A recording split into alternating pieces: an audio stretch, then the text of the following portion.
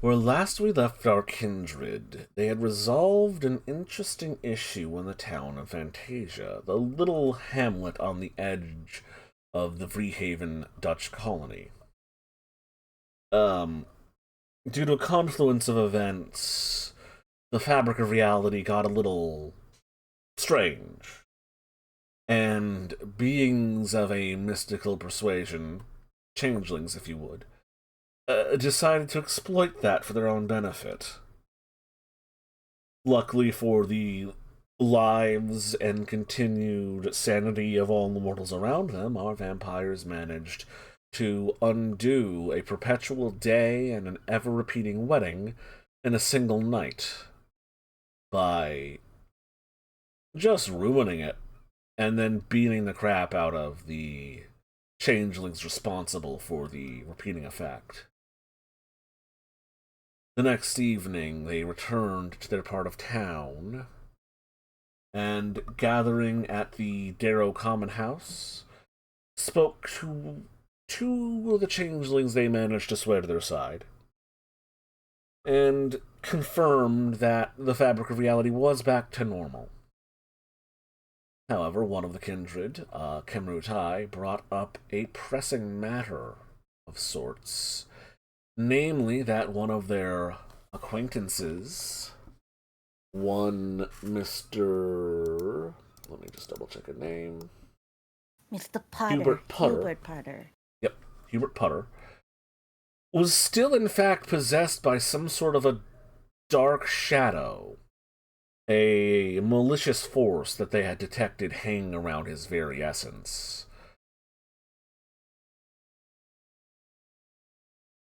And so I ask you, my vampires, are you going to tackle this issue immediately? And if you are, in what manner do you wish to proceed?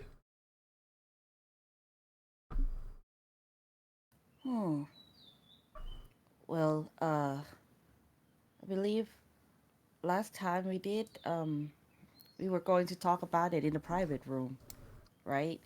And I would like Yes. to send them what I see into their head. The shadow that I saw on the boat and the shadow that she saw when they went to meet him in the cave the first time she saw it. Out of character, who sensed the ghost demon thing? You and Kemrutai have both encountered it on separate occasions. Yeah, But the Benedict other and people Christoph have haven't? seen in Kim's memory. No. Okay. Benedict and Christoph were both present in the cave when Kemrutai sensed this inky blackness hanging around his being, but they didn't notice it themselves. You, on a separate occasion, while coming back from the runaway slave colony that he set up in the hills, sensed it under the light of the moon. Yeah, I recall that. I just wanted to make sure if anyone else had direct experience, because, like, I know Kim is going to show them or has shown them her memory, but just wanted to see if there's anyone else that had direct experience, but I guess not. Yeah, Benedict at best was using Eyes of Chaos to see. Oh yes, the statue and the blackness. A vague view of it. Right, yes, you did use your Eyes of Chaos to see the truth of a person's soul, and you got that description. Yes. So you are also aware of it.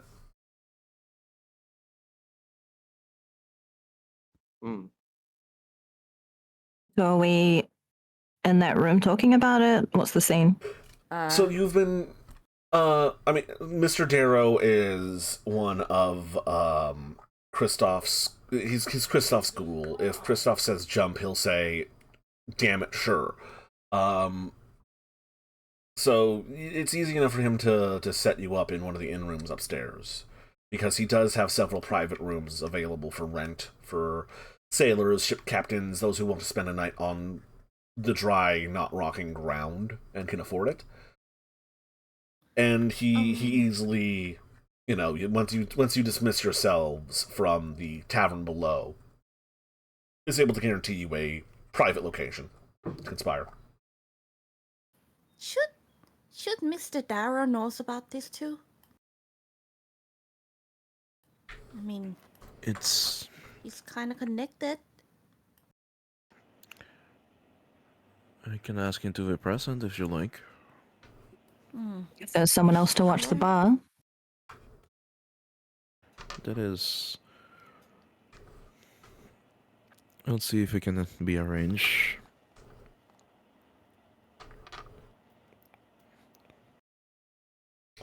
He does have employees, so if you wanted him to be here for this meeting, he could be.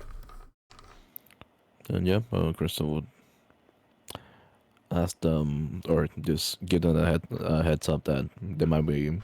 We want them downstairs too on the conversation. It takes him about a minute or two to come up and join you. He just sort of opens the door and steps in, leans against it with his back.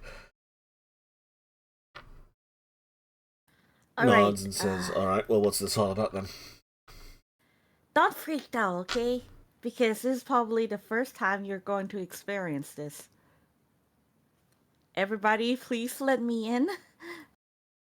She's gonna start setting the scene of the cave scene and the boat scene into their head. Okay, when it starts, Evelyn's gonna say to Darrow, she's sending you a memory. We'll be over shortly, just so he doesn't, flip out. Sending him... Don't... I'm sorry, what? And then you do the thing. Evelyn's just gonna put a hand on his shoulder just to, ground him. It's intelligence plus subterfuge.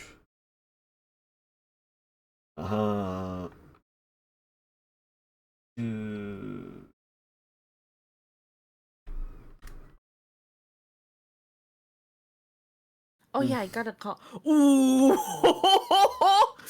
I was gonna call out who I sent to first. Enjoy. You just need one success each. Yeah, I botched the. Oh wait, that was from the last time, right? Yeah, that was from last time. Oh, okay. So, Kristoff already seen it. Benedict already seen it. We start with Evelyn, and then Mr. Darrow.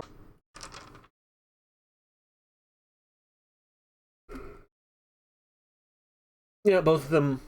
You managed to project the decision into both their minds. Evelyn, it washes over you. You've had this experience before, and what Kemrutai is showing you is familiar. Mm-hmm. You've sensed this same presence around Mr. Putter before yourself. Solomon jerks back and grabs at his head, silently, just his eyes staring forward as this vision of horror and shadow and darkness washes over him. Breathlessly, mouth agape, staring forward before his body, I wouldn't say relaxes, but stops being stiff as a board as his mind is given this vision, had these memories inserted into him, and I want to say he almost crumples, but he's able to keep his footing. Yeah, Evelyn and Kristoff have a hand on each of his shoulders, and Evelyn's just going to say to him, "You're in your bar in Freehaven." I know those tunnels. That was Mr. Potter. Yes. Yes. Oh, what the fuck? I too have sensed something when we were taking the freed people to the place where they were to work. I walked back with him, and under the moonlight, I did sense a very similar presence. The scary part was what I saw was a week ago. Yes. I believe we did not see him at the wedding. Something bad may have happened. You were not present at the wedding? He wasn't invited. Yes, I suppose he wouldn't have had any social ties to them. That would make some sense, I think, but also if the Fae had known, they may have influenced to keep him away, to avoid any complications. True. They didn't invite all the important people. That is so sad. I mean, He's not particularly a social butterfly. Herbert's kind of a prick. Yes, Wait, that too. really? You haven't noticed? Grumpy No. all the Yeah. time, still upset about the election. Yes, he has rather a chip on his shoulder about that, and a bit of a better-than-thou attitude. Man's all But- about business and legacy. I just Yes. thought he's Not bitter particularly about personable. the mayor, but not all out prick. He's very single-minded. I wouldn't call him a prick, but I can understand why some might view him in such a light. Well, he puts business above everything else, is the thing. Yes. And that's not a great way to make friends. No, exactly. He's not a social butterfly. He does not have strong social ties to the community, which I'm sure this presence is not assisting with. And perhaps this is influencing his personality. I do not know when this began. I assume that he was this way when we met him. He wasn't always this bad, but over the last few years, he's been getting grumpier. I figured it was old age. So it may be the presence that is causing the single-mindedness. He's definitely been Maybe we snappier can help lately. him with that.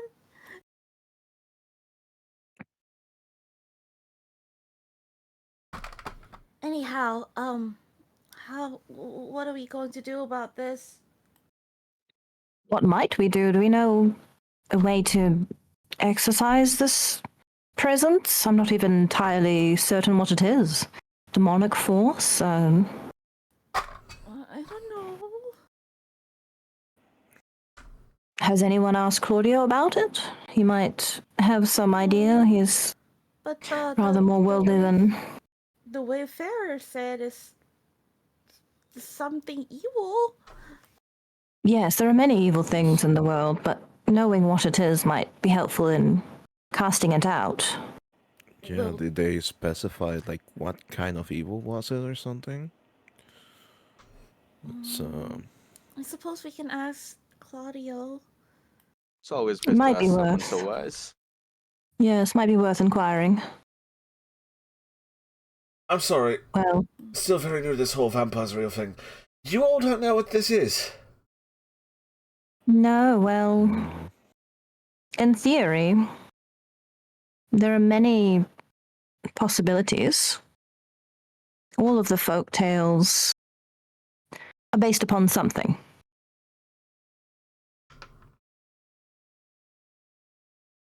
Yes. And what did you want me to do about... Why'd you show me this?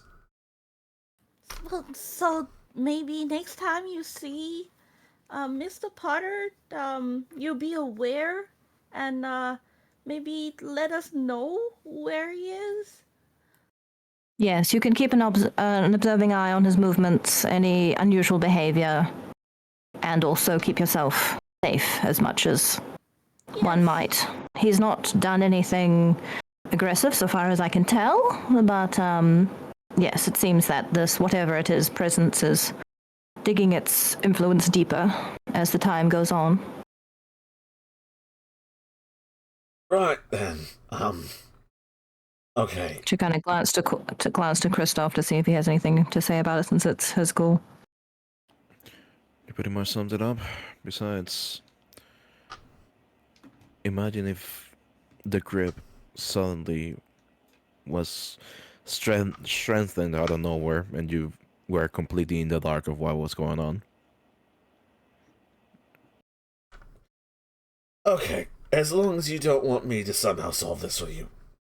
No, you should act as though you know nothing of it, but for your own safety and our information, you need to be aware. I'll keep you appraised if I see him and he does anything weird. Thank you. Thank you. Thanks. Excellent. This said, have you heard any news about the first mate who's hunting him? Not a whisper. Well then, I have a solution for that. She looks over to Darrow again. That Mr. Hood. Yes. As far as I'm aware, he dropped off the face of the earth last week after he got cut loose. Spent a night here, then went north, I think, towards New York. North. He was given a tidy sum. He may simply have decided to start life anew, away from his situation on the ship. Well, I can try to be sure and find out where he is. Suppose that would be of use? Yes, but I'll need your priest.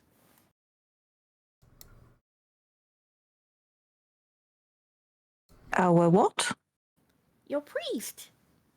Oh, the priest. Yes. Yes. Yes, that's no problem.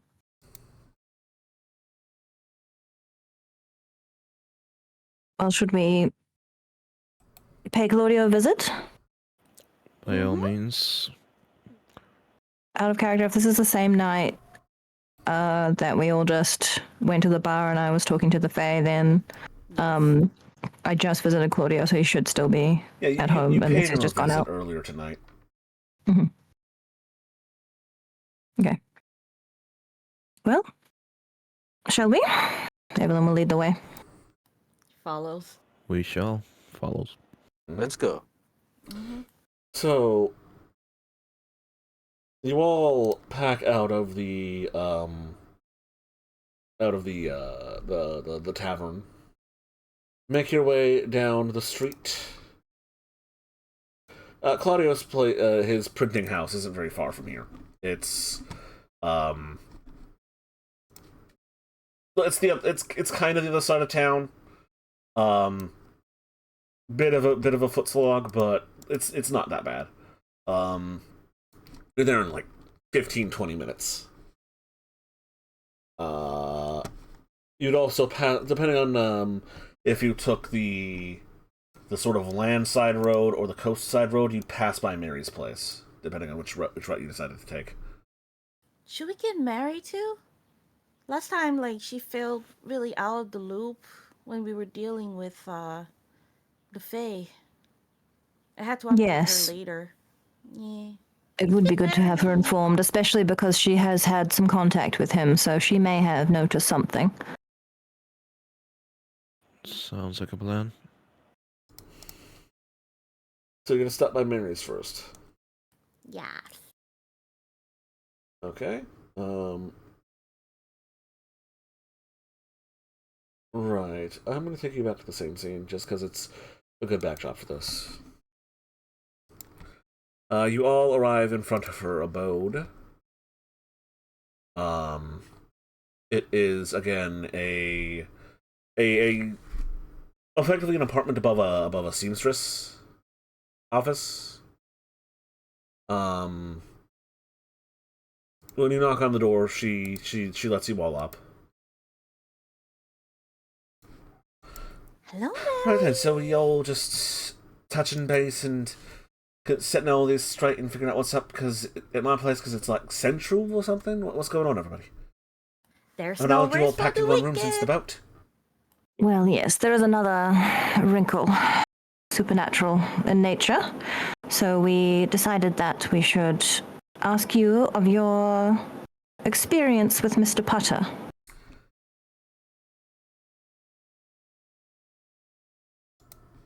I'm sorry, who?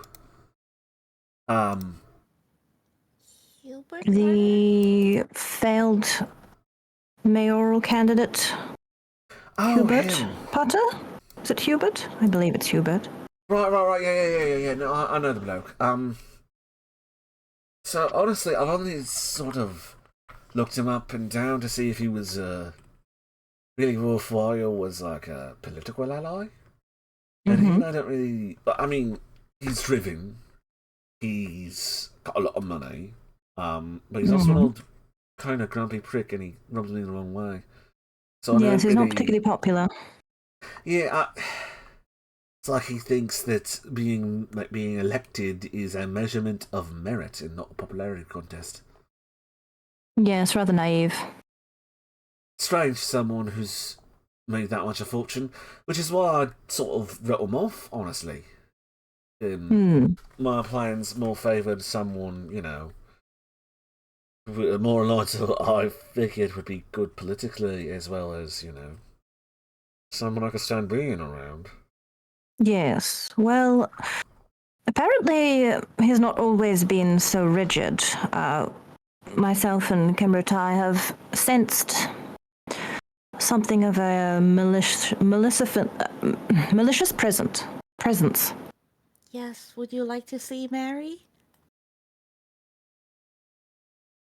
It isn't gross, is it? No, it's not. It's just very No. scary.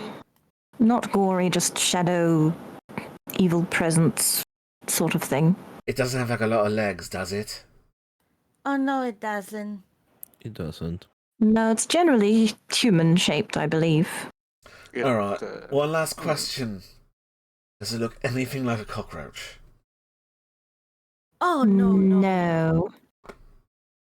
Rather far away, I suppose. Alright, let me in. Do you mind? Ba-doom. Yeah, you peer in, you open Mary's mind to your memories of this encounter with the dark shadow that hung around Hubert Putter's very being, the long lengths of dark energy that cast in that deep primordial place, the channels beneath the city. And Mary closes her eyes and just sort of shudders as this washes over her. Alright, well, you're not wrong about that being scary. Sure it wasn't just a trick of the light. Right? That's why, I was so afraid. Now people understand why I was so afraid. No, separately I also witnessed it beneath the light of the moon, so I believe it is not just a temporary misunderstanding. And I believe, Benedict, you may have sensed something also? Yes. It looked like it was about to break out. Something like that. It's whatever it is. It may be a bigger problem soon. It seems to be gaining influence on him at the very least. Yeah, so, what, we're gonna kill him? No, We that's can't. We'd like not to avoid ideal. that as much as possible, yes. Right, yeah, you're all involved with him in something. Yes, it's business partners, Yeah, losing all contact would be a bit of a shame, but if this thing is dangerous, I mean, in part of being a vampire lasting forever, you'd have to replace him eventually. Well, I mean, yes. the man's bloody 55 or something.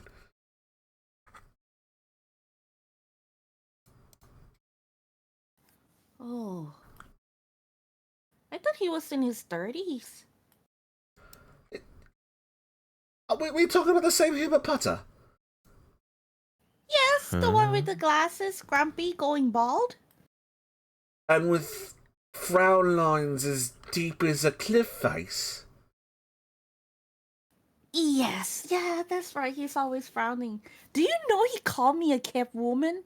Oh, in his mind. I know that. Yeah, it I mean, feels there is a rumor horrible. going around a bit about you and Christoph. What? You What are residing rumor? together. It's not You exactly live in this- proper. You live in the same house. You're always together at every social event.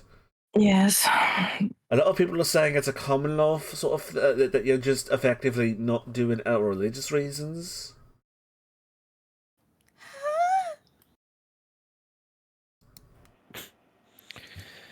You live in a small town, Kimbertai.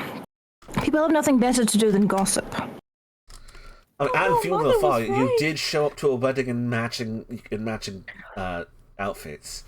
Yes, that was rather conspicuous. Well, family do that all the time. Darling, he's from It's- Germany and you're from some place in Asia. That's not family. You're rather That's conspicuously unrelated. one of the gonna get rumors just says married. that your people don't believe in it, so you haven't done it. Oh, people don't believe in it? People think that your people don't believe in marriages, so that's why you're not married. What? So We're they're not saying savages? that. Yeah, they're saying that in some parts of Asia, that the man and wife don't get married; they just move into the same house and just go about their business. True. Our marriage ranged for more than 7 days. Wow. I mean, Well, it the must have wedding seemed awful ceremony short to you, if you have to itself. say. Well, that rumor won't protect you long, I suppose. If you're going to continue to reside together, you could just make a show of having a wedding. But she looks over to Yeah. Kristoff. It may protect you, Kimbertai, from any allegations that you're related to the supernatural. I mean, also just as a thing, you don't probably got to worry too much about it because money protects. Yeah, you lot got a nice chunk of change. Exactly. Yes, they may just write it off as an eccentricity, but if you are concerned for your reputation, then I would take action to protect it, if possible. Oh, you're alright with this, Kristoff? I've been always someone that doesn't really care what people think, but if it does bother you, then just certainly don't mind. Oh, It is socially expedient to maintain a good reputation, so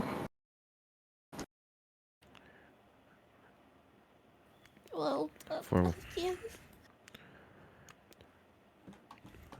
for what really it's worth. bothers me.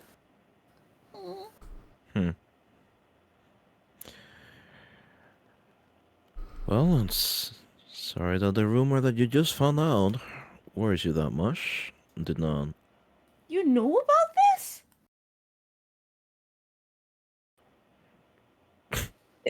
it should have been a consideration before you built a house together. I mean, and another sort of way around it, you can always just I don't know, make a second house, same property. Yes, you could make a show of being merely business partners, but it is entirely up to your discretion. Or marry someone, find a multiple you like. No.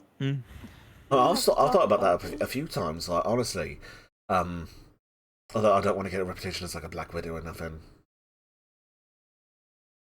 Yeah, think about it, because people talk. It is a small town, and like the only people who look quite like you, dear love, also live on your property. Yeah. Doesn't remember a few times that those rumors sparked loudly when a certain someone was after a few words that I'm so also familiar with. Kristoff, watch my body. Yes, it is a little unseemly for you to be constantly carrying around an unconscious woman.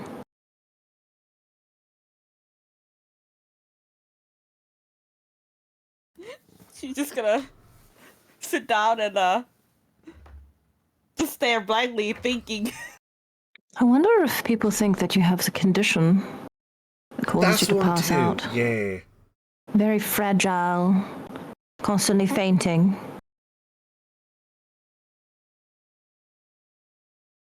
I mean, that's another rumor going around that you are, in fact, so pure and unsullied that the slightest bit of suggestion will get you fainting. Well, I suppose that's a protective rumor, in a way. Honestly, most people. I've asked about you every now and then, and most people think that you're not even capable of doing anything wrong at all. It's just like they see you as like a puppy. Puppy. I'd lean into that one if I was going to lean into anything. Because honestly, if someone thinks you're completely harmless, then they won't expect you to harm them. I think you can't do no wrong, and then when you do something wrong, no one's going to suspect you. Or it can be easily waved away, yes.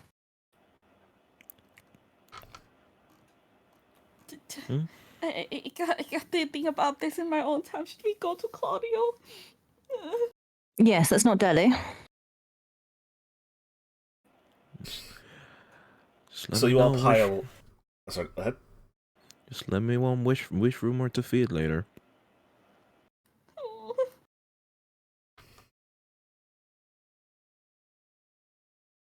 So you all pile out of Mary's abode, go up the road to Claudio's. Knocking on the door, he sees a lot of you gathered.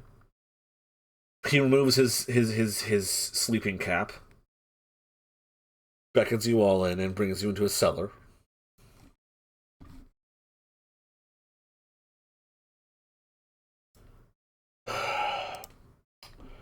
I suppose I should ask what this is all about. Well, I've already had a conversation with Evelyn and given my report on the occurrences of the other day. Yes, we have a brand new issue to discuss, I'm afraid. Delightful. Kim, do you wish to explain? Claudio, please let me into your head. So long as you do not... God! Well, I've seen this now. Yes, it's bad at explaining things when I'm nervous, but the reason why I wanted to on the boat.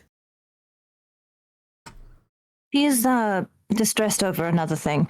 Let me elaborate. So what you've seen is one of Cambridge's memories of Mr. Hubert Potter, and I too have seen very similar shadow presence, malevolent creature, being, whatever it is. And Benedict as well has sensed something similar. But we're not entirely certain what it could be and how we might remove it from him. Apparently his personality has changed over the last several years. He has become more rigid, less personable, more focused on power and legacy, very disinterested in social connections. He is being haunted by a demon. Oh. Then we may exercise it. Possibly, yes. This is... The sounds of things. These sorts of possessions I am somewhat familiar with. They are lingering things. They affect the mind. Take existing emotions and fears and dreads and escalate them. Worse, bringing the darker tendencies of a mortal to their heightened point. I say mortal, but these beings can affect you as well.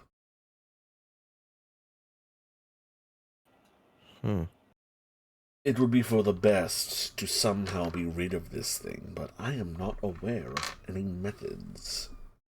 I am no practitioner of the church, nor am I an exorcist myself, or possessing of any magics to remove such a creature.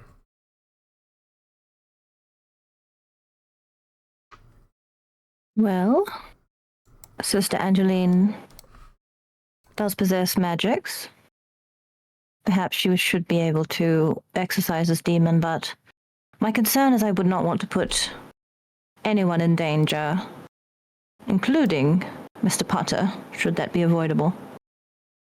I mean, he's already in danger by the sound of it, but alerting the demon to our knowledge of its existence may cause some erratic behavior, perhaps something dangerous.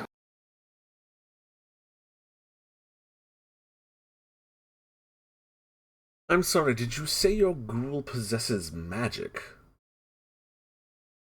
Yes.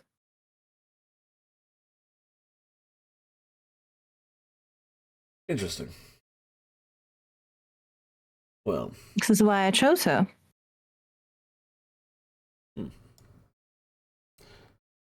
Interesting. Well.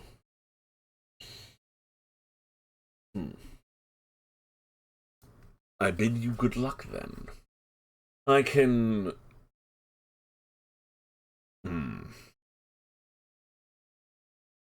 I can make moves on my own, see if, my contacts can be of use. But... Yes. What I know of these possessions is... they are long things. Especially in cases like this, they either quickly take control of the body and spirit, or they take years to slowly twist and corrupt what is there. It sounds as if this is a chronic haunting, rather than an immediate possession. To put things in the terms of layman's, we have... urgency should be acted on, but we have something of a longer timetable. Yes, I would not wish to act hastily without planning and knowing as much as we can, I suppose. Also, all things being considered, we are strangers in a strange land. That which is true in Europa might not be true here. There could be the work of any number of native spirit or beast or unfathomable thing that simply inhabits the Americas.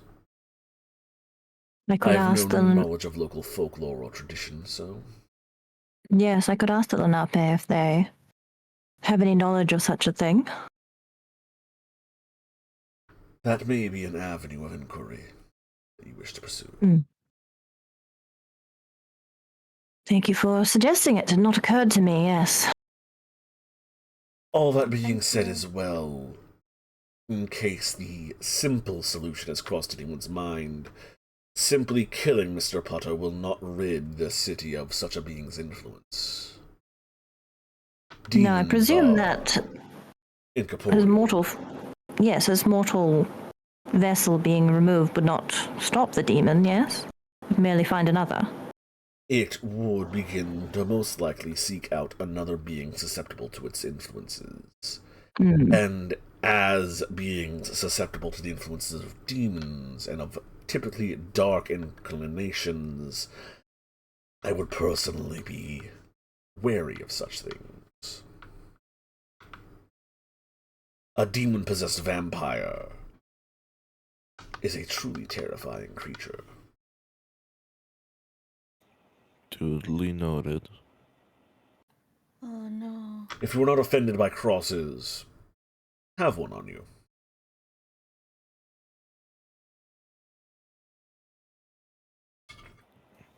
Will do. Thanks for the advice.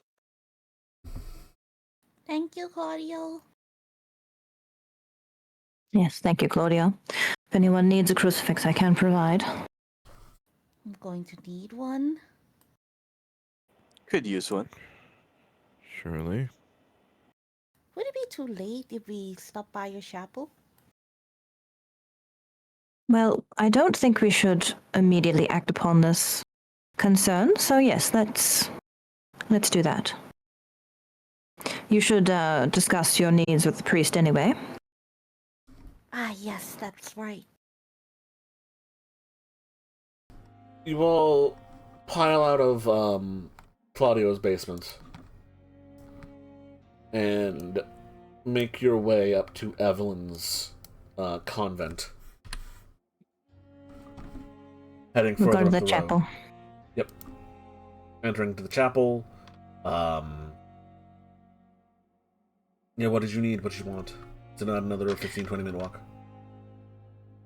Mm-hmm. So when we get there, Evelyn will find the priest and have him go to a side room. Kimbertai can discuss what she needs from him, and also we can discuss. I'll get Sister Angeline while Kimbertai is going over what she needs with the priest, and then we can all discuss the potential exorcism. You're right. He looks really old. Mm. Right. So let's have that scene with Kimbertai first. Kim, you are brought to a room where you were alone with a priest. Hello. How may I help you? I would like, well, I feel like my farm has been bothered by evil energy lately, so I believe I will need certain part to be consecrated. And I think Christianity is very powerful in this part that can do it. I could bless part of your land, yes? That... Yes, there's particular boulder, like a big rock, that I think would be perfect pillar, so people in my area can acknowledge the sacredness of Christianity. Yes.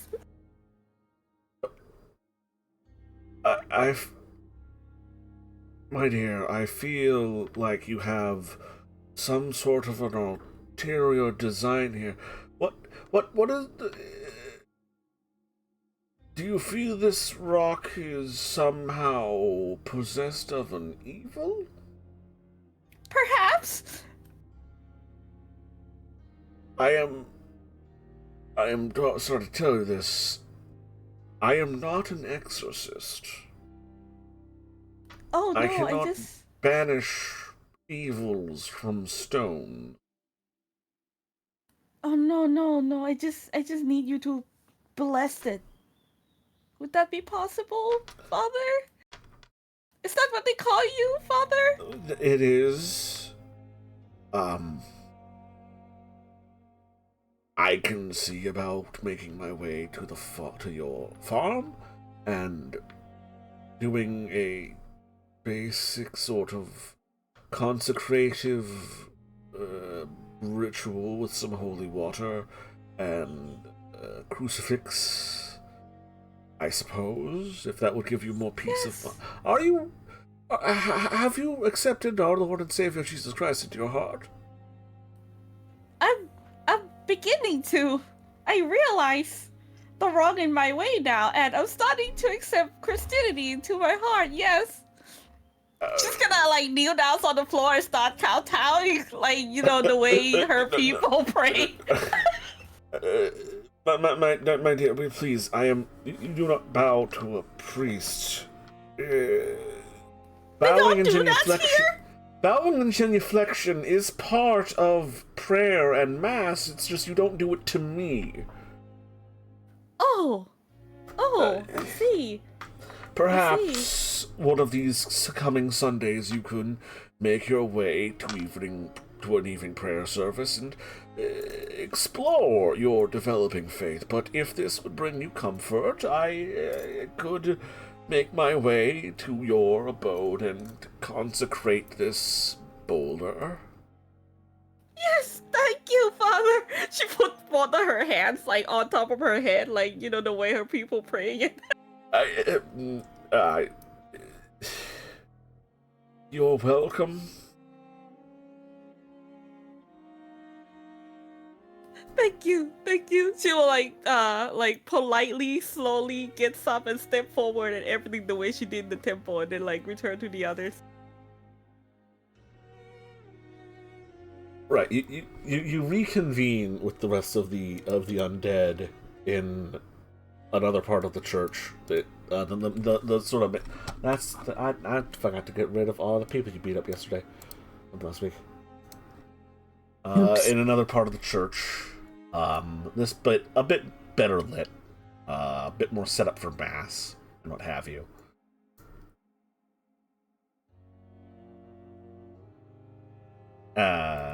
Yeah. So you wanted to discuss with your ghoul? Yes. Very well.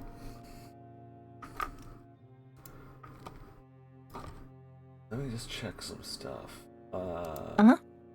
You asked for her. She arrives and pays you the proper respects of both a effectively sister superior and as her master, more or less. Mm-hmm. Sister, thank you for your time. We have a rather serious issue at hand. We have witnessed the presence of a malevolent force we believe to be a demon, to be possessing one of the townsfolk. And we are looking for the safest way to rid him of the presence without endangering anyone else and also preventing it from merely switching host. She marks herself the sign on the cross when you mention a demon. We wondered if you had any experience or knowledge of what we might do.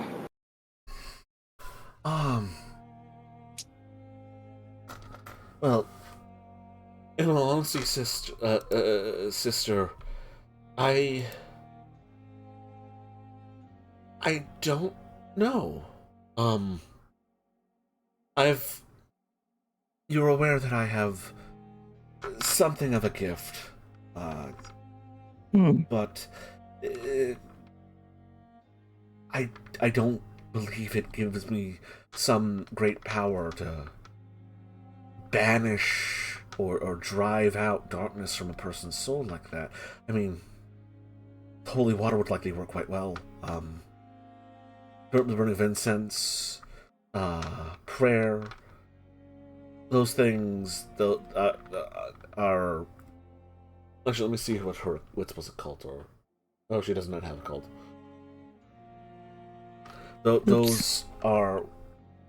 Those would be good for driving off such an evil spirit.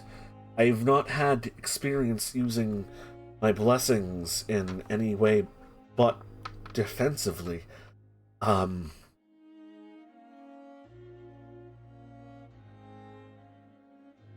Yes.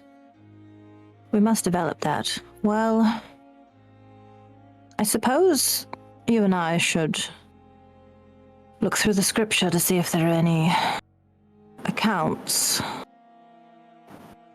I'm not entirely certain what else we might do. There might be some information that we can gain from those who Claudio is in contact with, but for now, be aware of the issue. Do not tip up your hand that you are aware to Mr. Potter or anyone else. But it seems to be a possession that has been long-standing.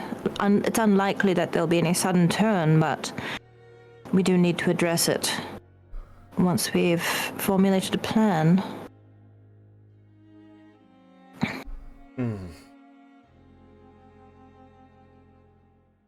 Well, of course. We could also see about sending a letter to the Vatican.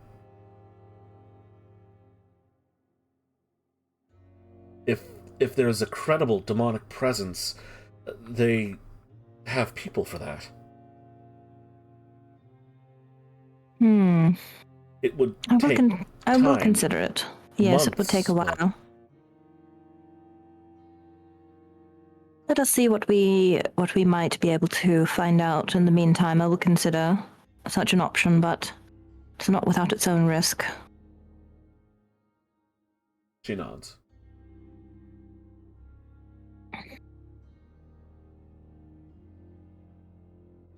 Very well, I suppose we must research what we may and wait for news. Does anyone else have any thing to say on this topic? Yeah, she'll have, wait, out of character, she'll have to wait until the boulder is blessed. Mm-hmm. Not much to add. I'm quite afraid that I'm outclassed here. The situation. Very well. You obtained what you needed from the father, Kimbertai? Yes, I believe I may be able to convince him to do that for me. How is Sunday mess like? How is it like? What do you mean? Yes, is it like the one we had on the boat? Rather similar, yes. Evening prayer. There's a sermon and they call communion. Oh, so just sit and listen, right? Yes, there may be hymns. You may be asked to stand and sing. Oh.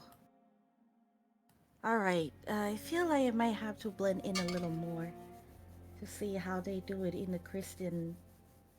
Yes, like the Christian do it. It would be advisable. I told the father that I have let Jesus into my heart or something. I see.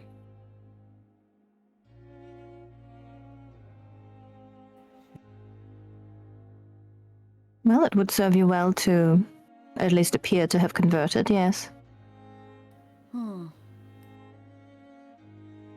Very well.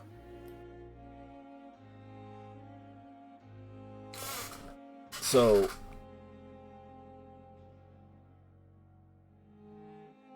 we're gonna split up for now and just like put out some feelers, see what's the plan going forward. So Evelyn and Sister Angeline will look through scripture for any accounts of exorcisms. Maybe even ask the priest without going into detail about anything, just sort of asking, like, does he have any experience with exorcism? Does he know any stories about it? Just like basically kind of dredging any source of knowledge for anything that might be useful. Mm-hmm. And waiting for Claudio to get back if he has anything from his contacts. That's kind of it. I don't know if we have any other source of knowledge. I'm really sure that the vicar won't be of much use, because I'm pretty sure Protestants are even less believing in demonic possession than Catholics are, so... Yes. Yeah, depending on the era of like the church and what exact kind of Protestant he is, it's a real crapshoot. Should we form a meeting with the local, the Lenape? Yes, I do. Yeah, Evelyn needs to meet with her Lenape contacts and ask them if they know about any malevolent presence that could possess someone and describe what she's seen and everything. So yeah, that's another thing. Thank you for reminding me. Kim's gonna ask if she can come along because of the prophecy. And Yeah. she was trying Evelyn to get in touch with the object. local ghosts, see if they know anything, and perform her ritual to find where the potential assassin is, just to be sure. Okay.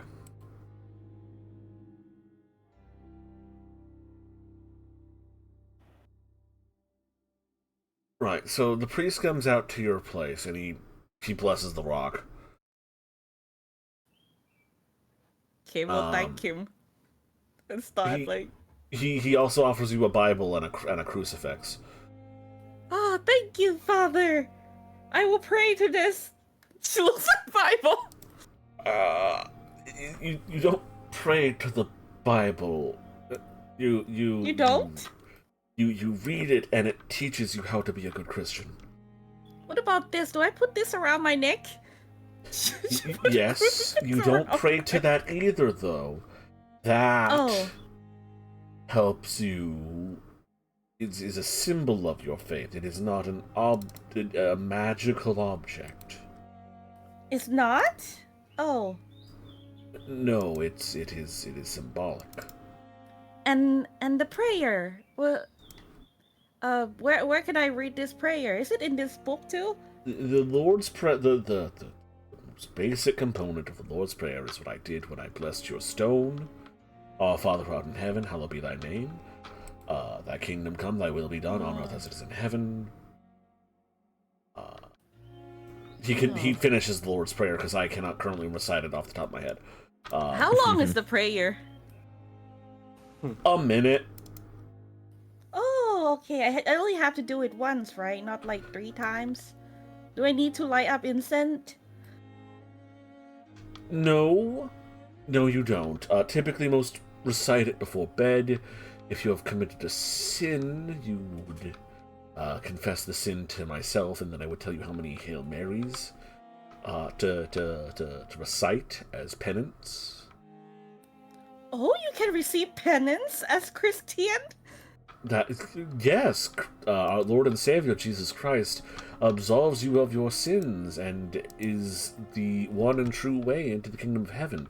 If you have committed a wrong, He will forgive you as long as you are genuine in your what's the word? Regret and wish to be forgiven. So, let's say if I hurt someone and I went and confessed, I don't have to go to hell for that? No. You would recite a number of prayers to the Virgin Mary, and she would intercede on your behalf with God, or rather your prayers would show your devotion and the truth of your regret, and Christ will forgive you.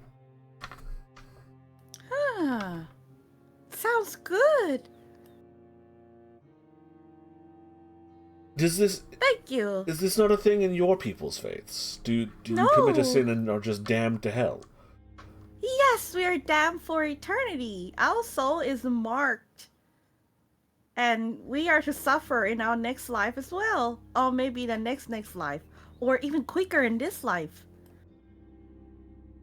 He makes the sign of the cross, you poor people. Yes, we exist to suffer, Father.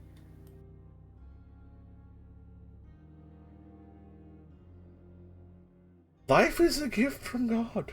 Why would you suffer through it? Because we have needs. And when we have needs, we suffer because we want something. In order to free ourselves, we must leave everything and seek true peace. So your entire people wish to become ascetics? A what? It is a type of priest which exists in Christianity. We call them monks. They isolate and live humble lives of peace and tranquility and spiritual searching. Yes, something like that, Father. Well, this has been enlightening. Oh, I'm glad you feel that way.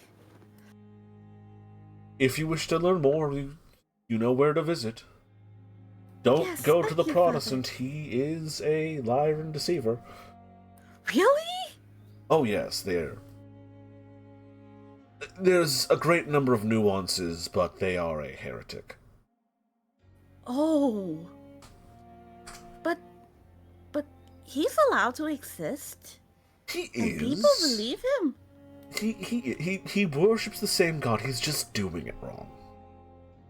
I see, and your God is our God now, yes. Our God is not upset by this? Oh, he is. Oh, is he suffering the karma of his action? I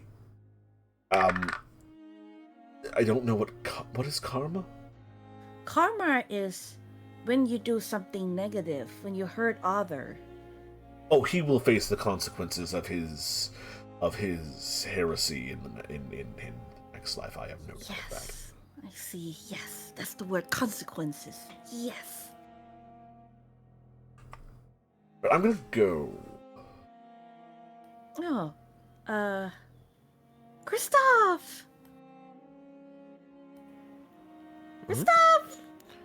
Oh, yeah. Should we done? assist Father getting back? I can surely give him a he. He took a riverboat up, but a couple of people like rowed him here from the outskirts of Rehaven. Oh, never mind. Oh, get back safely, Father. Thank you again. May God bless you.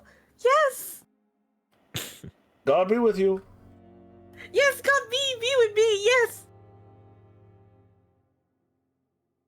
Christoph, you see a slightly damp rock with a crucifix on it. You figure the priest said some prayers and flicked some holy water at it. All right, now we have to wait until this rock is dry. I will have to write the name of Mr. Hood in blood and then dance around it for a while. And then the ghost will tell me where he is.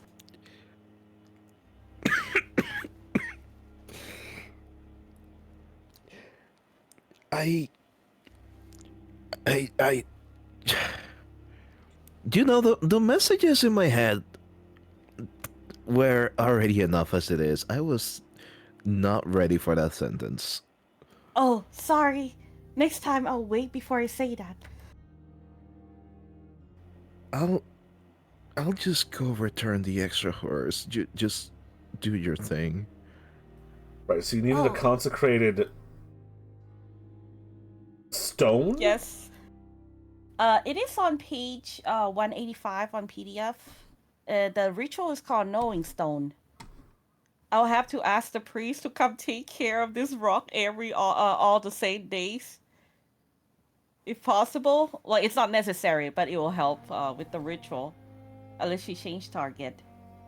Yes.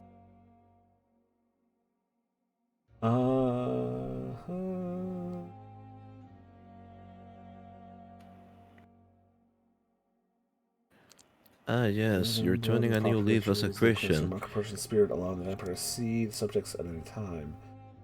If I have to do it, the commands uses her skin or otherwise bleeds herself using the name. If I activate the name on target of consecrated stone. The ritual is successful, and she can afterwards learn the target's current whereabouts by dancing around the trance state until the spirit whispers. Huh. Basically a view of radar. Okay. So you wish to spend a point of blood. Yes. And dance around the stone in order for the stone to tell you where Oscar Hood is. Yes. Okay. I have to roll for ritual. Difficulty 3 plus level of the ritual. Yeah, and it is a level 1 ritual, so it's only difficulty 4, I believe. Oh, I can roll this now? Yeah. The stone's been consecrated. Oh my god, this macro is so awesome! Yeah. Oh wow, that stone is really succumbing. So you dance around the stone after bleeding upon it, and the Vitae awakens the magic, and the ritual undertakes, and you wish the stone to whisper to you the location or whereabouts of Oscar Hood. Yes? Yes. Ritual successful, you can afterward learn the target's current whereabouts.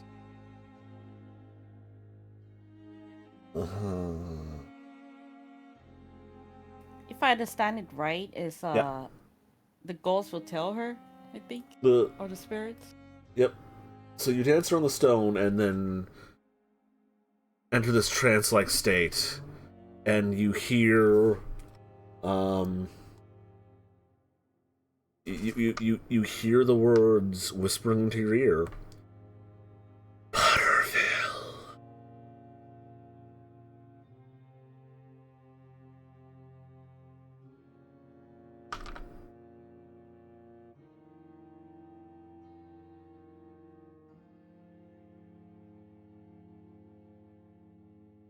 Yep.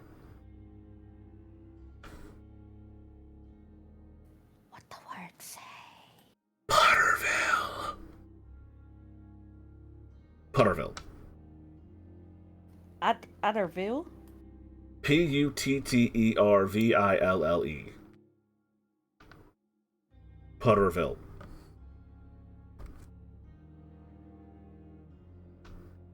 What? So, like a town named after Putter. Something like that, yeah. Oh no! So he's still here! He might be onto something too! Oh no! Kristoff!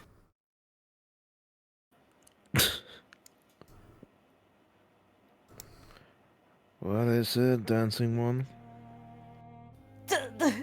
He's here! He's here! He's in Potterville! He's not in York! He's in Potterville! Kristoff, you've never heard of any place called Potterville? Oh my god, the music What changed! is... Where? I'll bring us to the regional map. Where? I never heard that place. Just what the spirit told me. He's in Potterville. Maybe somebody in town might know about this?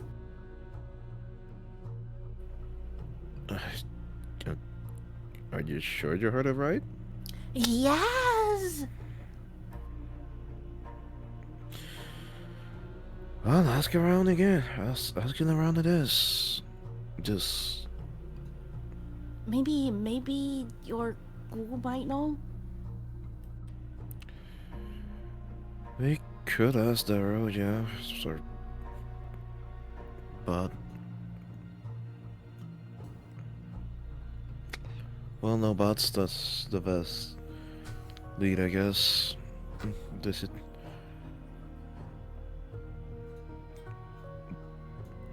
But how did that work? Did you see it? Like...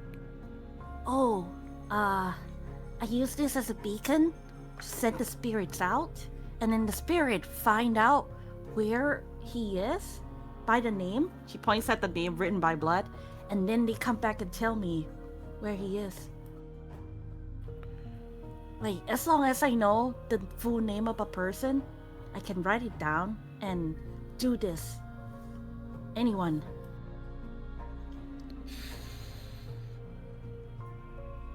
Right.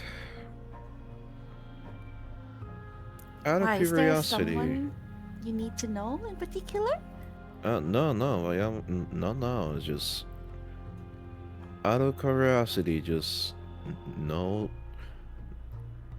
definitely not related to this conversation, but what is my last name? Juan Castile? Okay, let's go into town. Why, you think I'll keep this on top of you later? Let's go into town. Alright.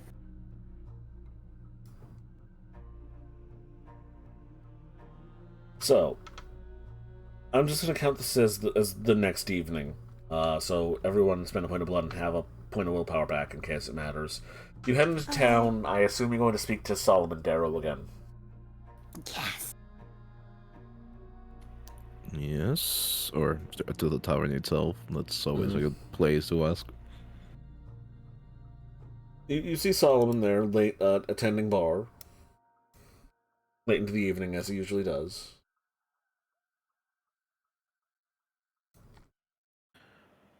He gives you a nod as you enter. Mr. Darrow! Hey, Private room! No. Sorry, autoplay.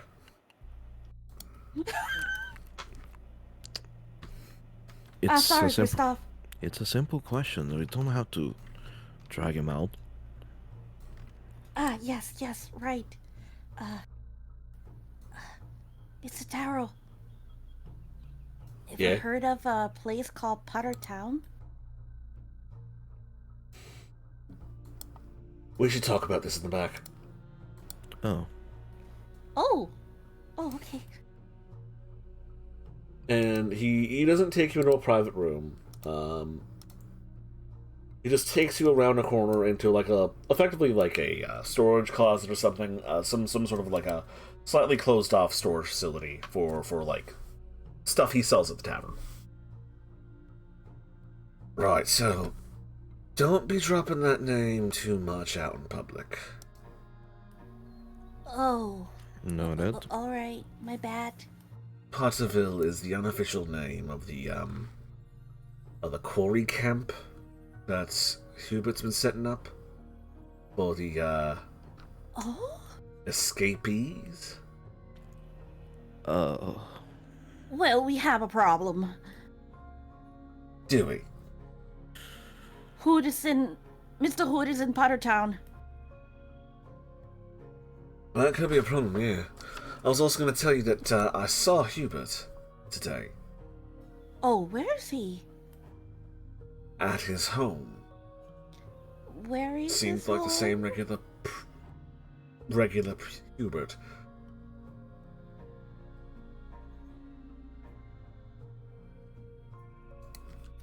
Do we know where his actual home is? I mean, you don't.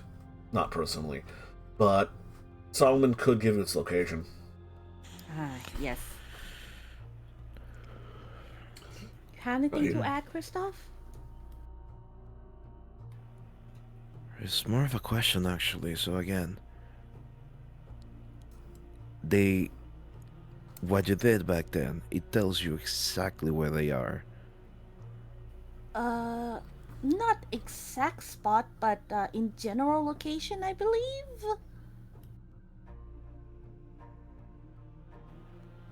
So we still have to go there and try to find him? Well, that's a crafty guy. That's that much I can say. For him to have found that place already. Yes. It's only been 1 week. Well, what if we lock Mr. Potter in his basement so he doesn't go back? I'm afraid that would be a bit incompatious given the other matter. Yes. Is there not a way to keep him in place while we look for a culprit?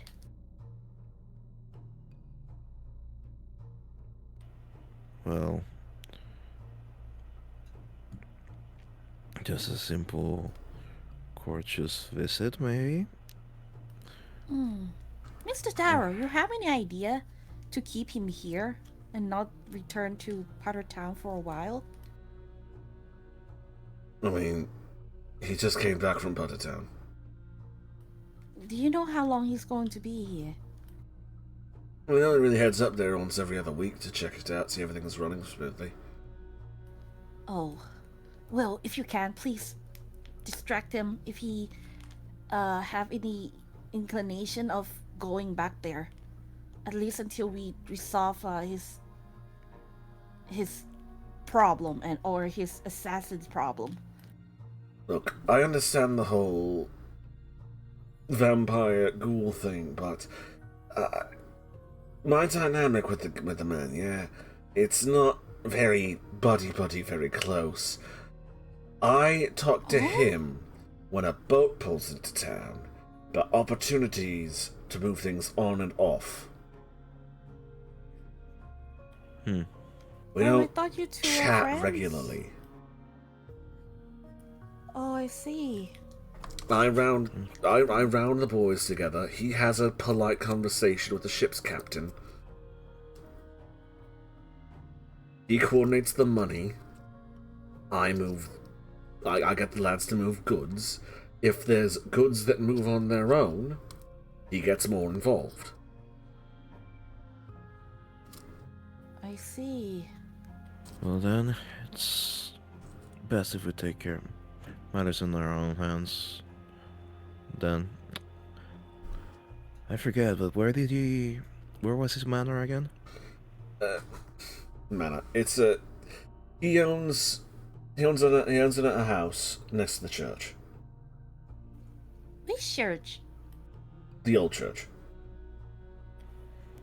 Oh, the heretic church, The- right? Rude. Second, yeah, the one in the middle of town. That's what the priest called it. The other priest. As a rule of thumb, don't go spitting words that other people use without consulting other sources. All right, my apologies. Okay, well, first off, I'm Protestant, so. Second. Oh. Why do the other Christian call your Christian a heretic then? There was a bit. We worship God different. There was also a lot of wars about it. Like half of Germany died. Mm-hmm. Kind of a big deal. Oh, well, my apology. I'll be careful now. It is confusing, right? You're displaying love for the same God, but then you two hate each other? I don't understand this at all. Well, for most of us, it doesn't particularly matter too much, but it's a big. I'm not a theologian, okay? I sell drinks.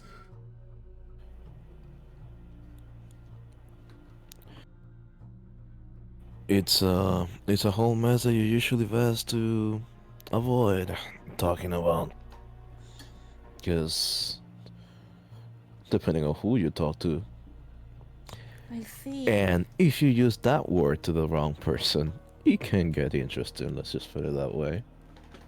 All right. Sorry again. I'll make it up to you. I'll look into the future for you later, okay? Sure. Well, I'm gonna go back to my job now. Just don't throw around Putterberg or anything like that much, because we don't want people realizing it exists and going out and, quote, reclaiming their lost baggage. Oh, all right. Lips are sealed. Kenruta, you notice him rolling his eyes as he goes back to serve drinks. Oh. You have a high enough wits and perception that you just notice that. I don't think he's very happy. She's gonna read his Well. aura. Annoyed, confused, a little scared. He's really scared. Have you been Let treating me- him better, Kristoff? He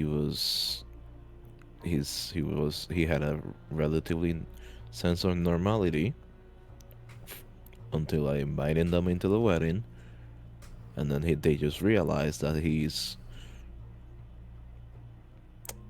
not Paul's partner, you could say, is both possessed, but, well, he doesn't know that part yet, but something bad is happening to them, supernatural. And then he has an assassin under tail. It's... I don't think it's me. It's what I'm trying to say. I don't think he can use some comfort from maybe his vampire. And if... She tapped him on his shoulder. She tapped Kristoff on his shoulder to, like, really emphasize what she meant.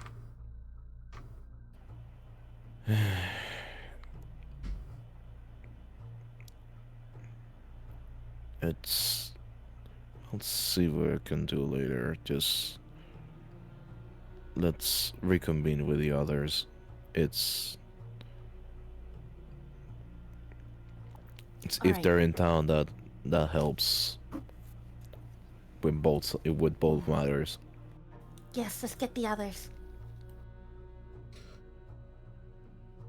So you're going to round up Benedict and Evelyn. Yes. It's on their way out, Christoph will give it just a small like thumbs up, like keep up the good work, buddy, kind of thing. Yes. They literally pay you no mind as you leave. Where are you going to meet up once you round everyone up together? We should get Benedict first, right? And then we can go and knock on Evelyn's door. We'll be at this chapel again, oddly enough, if it's our last destination.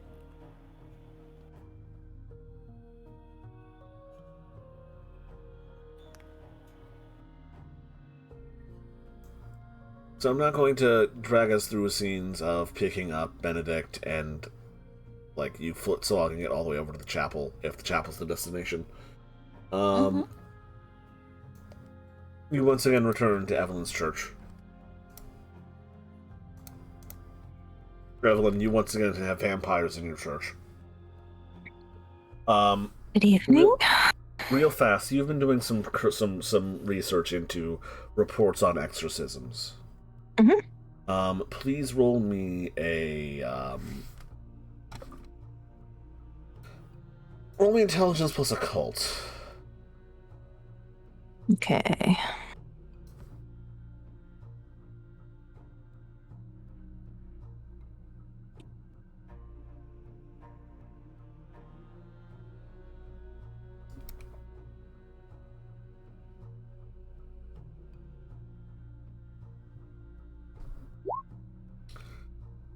So, the church's official stance on... I do have specialty in occult, but it's not for this particular thing. Okay. The church's official stance on exorcism and demons is that it's not real, because only God has that sort of power. However, unofficially, there have been reports and trials about this sort of thing going back centuries. A popular book that spread around for a little while was the Malleus Maleficarum, the Witch Hunter's Handbook, which in a modern read is mostly a disgruntled priest bitching about how he couldn't get a date with a nun, and how he hates women, and how they're responsible for evil magic.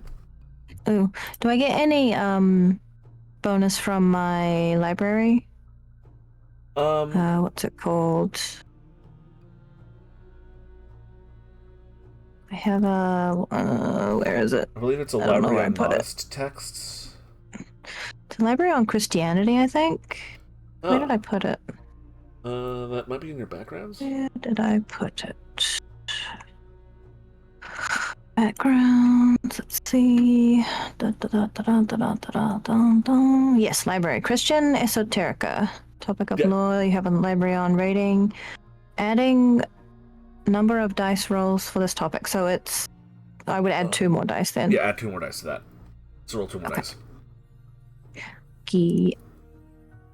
That's 100% relevant.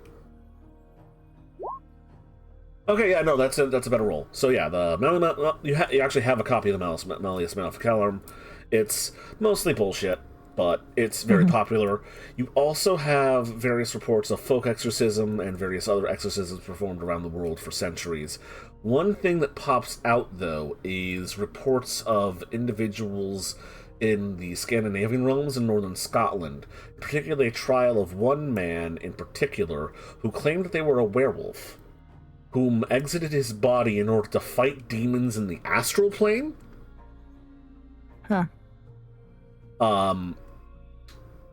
For some reason, considering your recent experiences with fairies and the dream world, that strikes you as a thing of someone who claims to be a werewolf who fights demons in the name of God. Yeah, maybe I should ask Pauline if she has any ideas. That might also be a path to pursue, considering the dream connection. Hmm. There are also tales of effectively Celtic exorcisms driving off fairies from doing possessions, so there might be some food line there. Okay. Yeah, so I'll try and meet up with the Lenape and with Pauline separately.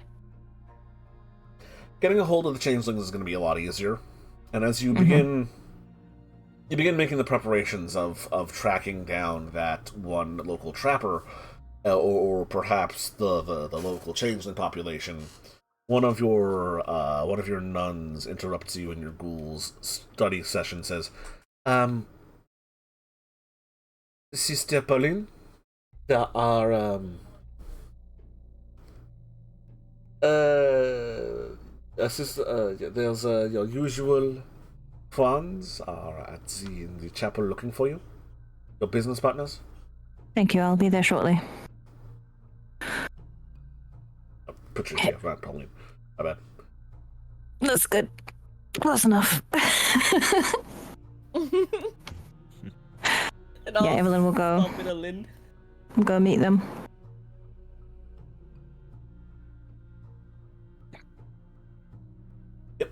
Evening. Good evening. Evelyn, you're not going to like this. We might need a secluded place. Remember that name can't be uttered that much in public. Yes, let's speak in the privacy here. Should take them to a room. Yeah, you take them into the convent itself, or perhaps a side chamber in the chapel. Mm-hmm. You have your privacy. All right. Mr. Hood is in Pottersville. It's... Even though you're not familiar with the name, which we weren't either, it's the unofficial name of where Mr. Potter is bringing the released people, some sort of quarry. Oh, yes. Odd. But alright, okay. So, what of it? What of this camp? Mr. Hood is there, the assassin, the first man. Oh, I see. Yes. Who else is aware of this? Mr. Darrow. Yeah, we went there first to find out what Pottersville is. Yes. Oh. Well, he's there. That's all we know. How do you know that he's there? Have you seen him? Has someone seen him? The spirit told me. Oh. The Rock. To put it simply, it's... I don't even... But... So, we know we presume he is there, based upon this information from the spirits. Do we know anything else? Is that it? And good news is... Mr. Potter is in town. So I was thinking that there may be a way to prevent him from going back and sort out his problem first, and then we... I need to do more research before we can allow him to have any knowledge that we are aware of this presence. We should not tip our hand before we're prepared. I need to speak with Pauline and also the Lenape. They're a little harder to get a hold of. It will take me some time. Well, I should be able to find the Fey folk, but the Lenape will take longer. I need to contact the hunter who is familiar with them and the trapper who's familiar with them and see if they're willing to meet with me and then arrange the time. And yes, it will take a few nights at least. If you do meet up with the Lenape, may I come along? I would like to see them regarding our prophecy. I should think that would be fine as long as they're willing. Yes. But the matter of the first mate. What are we to do? We do not know if he's there maliciously. I did inform people there of his description and that he was looking for the people that had been freed. So they should recognize him if he is making himself known, unless he is merely lurking about in the shadows unnoticed. Oh, that is possible. Which I don't know how he would be sustaining himself, except for perhaps living off the land or taking food when it's not being watched.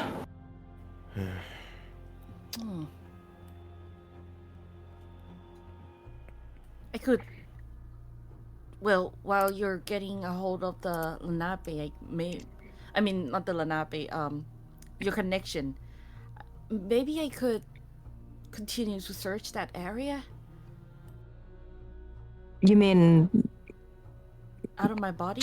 Yes. I suppose there would be no harm in it, so long as... Well, if Potter is in town, then... He shouldn't be able to sense you, since he will not be in that area, but I'm not even certain if he can sense you in that form. Well, yes, I suppose there's no harm in it.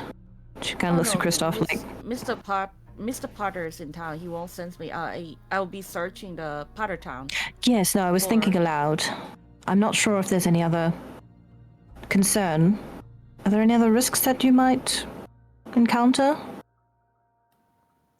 I am not sure. It's a good idea. I certainly don't know how this whole endeavor with the possession works, but I am not sure it's a good idea for you to be out there alone. That is. Oh no, I'm not going physically. I just Yes, no. That's what I mean.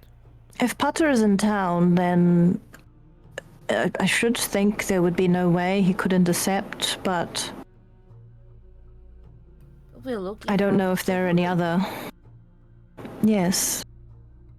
Well... At least to confirm if he's really lurking in the shadow or disguise, blending in with the local. Yes. At the very least, we should inquire if anyone has seen him. He's not going to blend in very well there. How you... He's a very pale Scotsman, isn't he? Well, we had... That tall one at that, too. Yes. Several people that put mud It on would be themselves and... quite obvious. They are not who they are, so... Well, these are not people that are fooled by slapping mud on skin, I should think, knowing their own complexions. Wait, so you've been And you must be aware as well, yes, I have. You must be aware as well that when those men were impersonating the native people, that they were constantly moving. They were in a flurry, they were attacking people, they were seen from a distance. They were not up close and personal. So I shan't think that would work very well at all. So it's quite obvious when mud is flaking off one's pale complexion. Then he must be really good at hiding then. Either that or he's not made himself known, but he's in the vicinity, keeping an eye on things. How distant is that place from here? Oh, How long was it? Was it like half a night, like 4-hour walk or something? 2-hour walk? Hectic? From your place to their farm? From town to Potterville.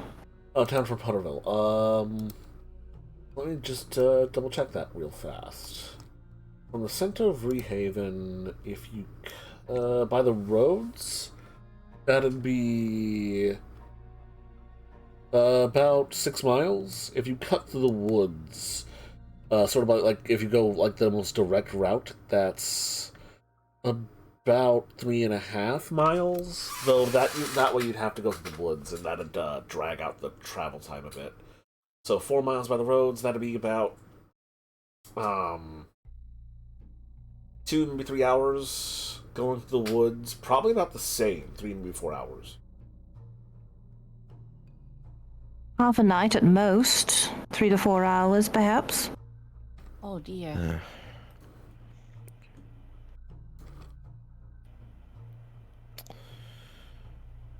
But that's by foot. If you were to approach by horse, then you could cut that time down significantly. But are you thinking of going there physically? No, of course. And she looks at Kristoff. Do you? Well, you've informed Mr. Darrow. Does he intend to make anyone aware? Well, after talking to Mr. Darrow, we just realized he's not that close to Mr. Potter. He's not part Oh of no, that side I'm of the concerned with operation. Mr. Hood and what he might be doing. How he might be harming anyone at the camp. He doesn't seem that concerned. We don't know how long he's been there. He might have just arrived. He might have just found it tonight, and we could turn up and everyone might be... Very well then. I won't go there physically. But I will survey the area at least. We need to know what's happening, yes. I'm concerned for their safety. They are armed, but if he's sneaking about... I don't know. I don't know his skills. Perhaps he has fighting experience that they do not. Well, he does have fighting experience. He went hand to hand with Benedict before. Yes, but he has a gun, yes? Yes, he has a gun. He has a pistol with him. That's more my concern, that he would take out anyone that is armed, and then the rest of the people, they're not necessarily trained in fighting nor have the constitution and the personality to fight back. He could be holding them hostage and waiting for whomever he believes is responsible so that he may murder them.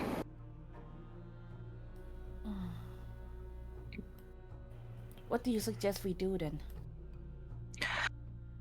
I don't know. That's why I thought perhaps it would be valuable if you were to try to view what was happening, so we could at least have a cursory glance at, are people distressed? Are people going about their normal business? Well, that is also my plan. And Out of character, what time of night is it? At this point, it's probably still early evening. Sun went down probably 1 or 2 hours ago. It's not very late now. They may still be awake, but I fear if we wait too long and they are all abed, then he might pounce. What's the general direction? I guess I can bring a map or something. Has there been many deaths in the area? At the camp? Yes. None that I'm aware, but I'm not in daily contact with anyone who's visiting. Well, I'll see if I can request any help from the local spirits, if there was any. Very well. Do you need anything? Do you need space or ingredients? I just need to know the location of Puddleby. Mm. Do you think you can see it from the lighthouse? I believe it's rather hidden. Is there... Yeah, if you can point me toward general direction, that would be good enough. Yeah, I can probably, out of character, I can probably point in a general direction, right, Hector? Oh, definitely. It'd Okay. be an intelligence plus survival, but the difficulty wouldn't be that hard. Okay, yeah, I'll roll that then. Yep. So you're going to take Kimrutai to the lighthouse down the road. The lighthouse keeper greets you. He's a little surprised, but he, with the slightest, with any bit of an excuse, he's just glad to have the company. Just make an excuse. Like, I saw an interesting wildlife in a certain area and I wanted to point out to her where it was. Yeah, he accepts that wholeheartedly. The man's diurnal, so he doesn't get a lot of, like, people hanging around, because he's got to be awake all night to keep the flame lit. Yeah, going up to the tower, you point out the general direction. Kamrutai, give me a perception check. Perception plus alertness. Oh, let's see. Perception alert. Can I use my heightened sense? That will kick in if you roll 10s. Oh, that's Auspic ability. Let's double check that then. The one that lowered the difficulty by 5. Well, it's by 5. What? Yeah, it's the Auspic one. Focus action. That's associated with perception. I have to pick, like, I would like to heighten my eyesight. Yeah, absolutely. Okay. Yes.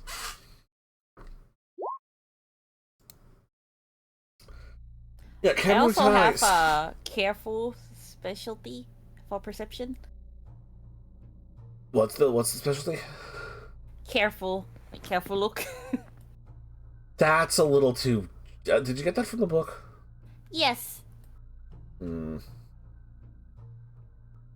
won't argue if it's from the book. That seems a little general, White Wolf. Yeah. We can talk about this later. Give me pointers. Yeah, that's 1, 2, 3, 4, 5, 6, 7 successes. Yeah, no, actually 8.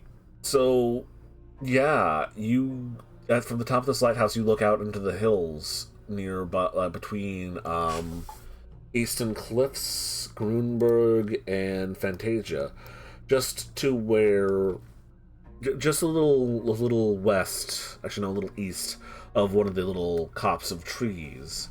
And yeah, no, you think you can even see some small campfires rising from right around here. Found it. Oh, good. See if the man's already there. Is still there. The lighthouse keeper. So I'm writing a book. If you wanna leave your body, we should probably go back to the convent, unless you have to see it. Seeing it for the first time, I think seeing it is better. It helps more. Because okay, Evelyn will do her best to distract the lighthouse keeper and, like, make sure Kim is, like, sitting in a chair or something at least, so she's not just gonna collapse. Out of character, like, I'm trying to lower the difficulty. Yeah, it's not that hard to distract the lighthouse keeper. He's just happy to have the company. Mm-hmm. All right. Oh no, look, Cam, a spider. Please don't faint. She began to faint. Oh no, she fainted. I'm gonna get some water. I'll be right back, girl. Lighthouse keeper is distracted getting Kimbertai some water.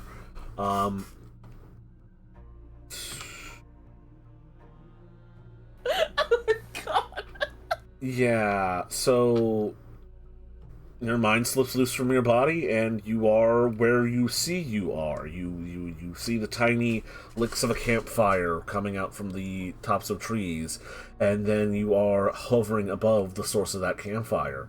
A number of African men, a few white men, standing around a small smoldering ember, nursing it as it lights up a little open plot of dirt between a few longhouses nestled in the trees. Oh dear. There's a whole village in here. Do you search the area? Yes, I would like to search.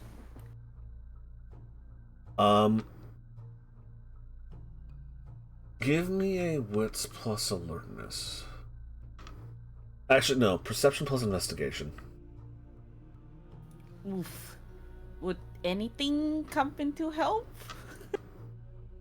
Do you have anything for perception or investigation? I use aura to help me with, because that thing glows. You can do aura perception, yeah, or you could continue doing your heightened senses. I use aura perception. It's even easier than just using sight. Okay, yeah. Let's see here. And perception and investigation. Yeah. Ooh. Oh. That's not terrible. So looking around the camp, you sense, most of the auras are a mix of brown or light blue, a little bit of gray, but it's mostly in the light blue sort of category. Maybe a smattering of happy vermilion here and there. Though, yeah, there's mixed emotions, but it's you're mostly picking up the calm light blues. Where the bitter brown came from? Wait, well, who is emanating brown? A mix from the African folks mostly. A few of the also just generally by reading faces and expressions, you can tell everyone here is just fucking tired. Everyone is wearing everyone's clothes are a little dirty. A few people have hand wraps around their hands. Those who are not already fast asleep, are wearing clothes that are again stained with repeated sweat stains and a bit of dirt and dust. It looks like these people have been putting in hard labor. Oh no. Investigating the campsite, how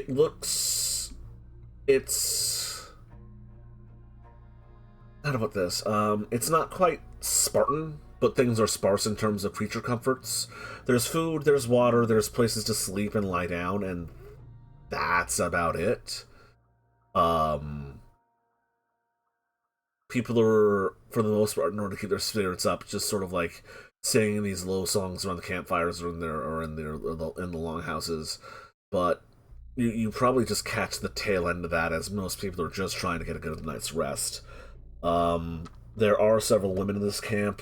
There again, although those are exclusively of African descent, it looks like.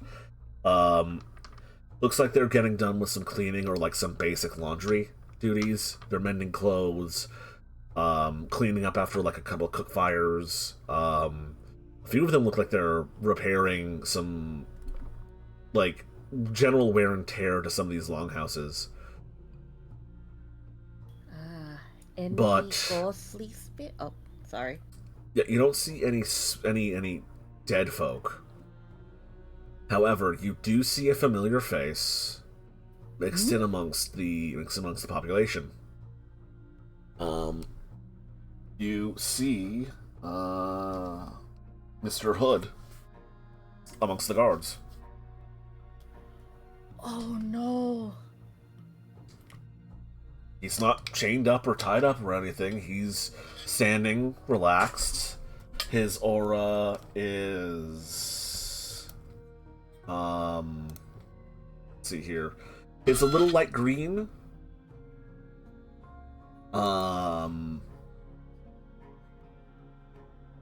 Let's see here. Shades of gray.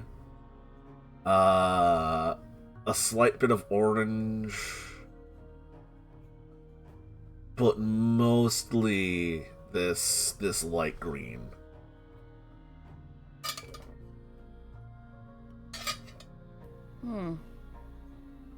Well, I think he's probably aware of the voice in his head before. She will attempt to insert thoughts into his head again, like she did last time. Mm-hmm. That would be telepathically. Bam. Okay. What message are you trying to implant in his head?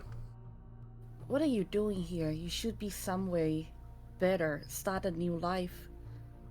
Not hiding in the middle of nowhere.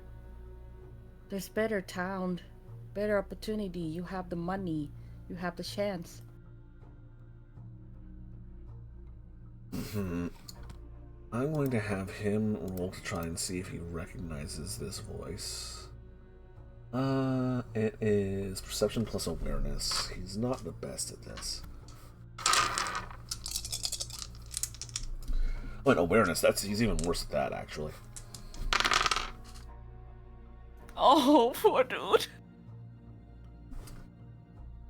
He stops for a minute. A shiver seems to run down his spine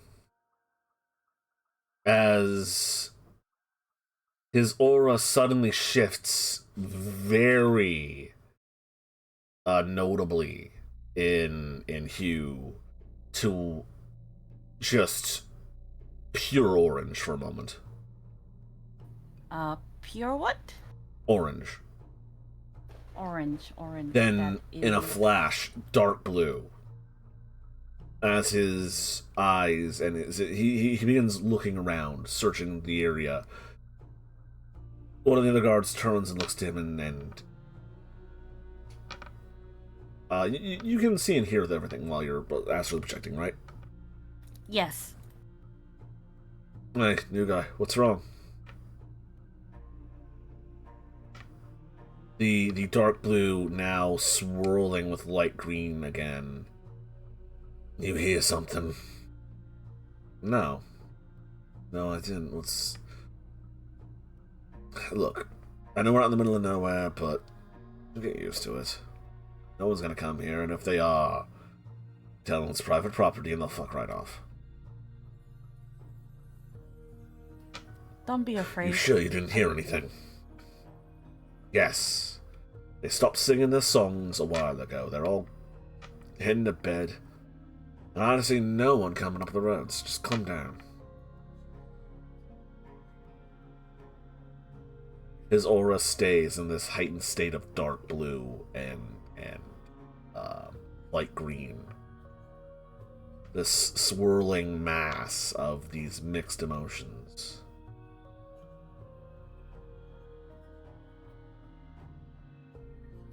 You deserve better than this.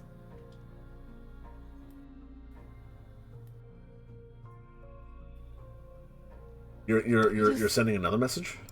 Yes. Go ahead. Okay. Gonna tell him that he deserves better than this.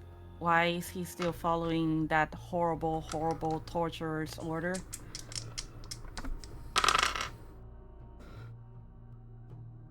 I'm giving him an extra die for this last roll. Can I read his thoughts? You may attempt to read his thoughts, yes. There you go.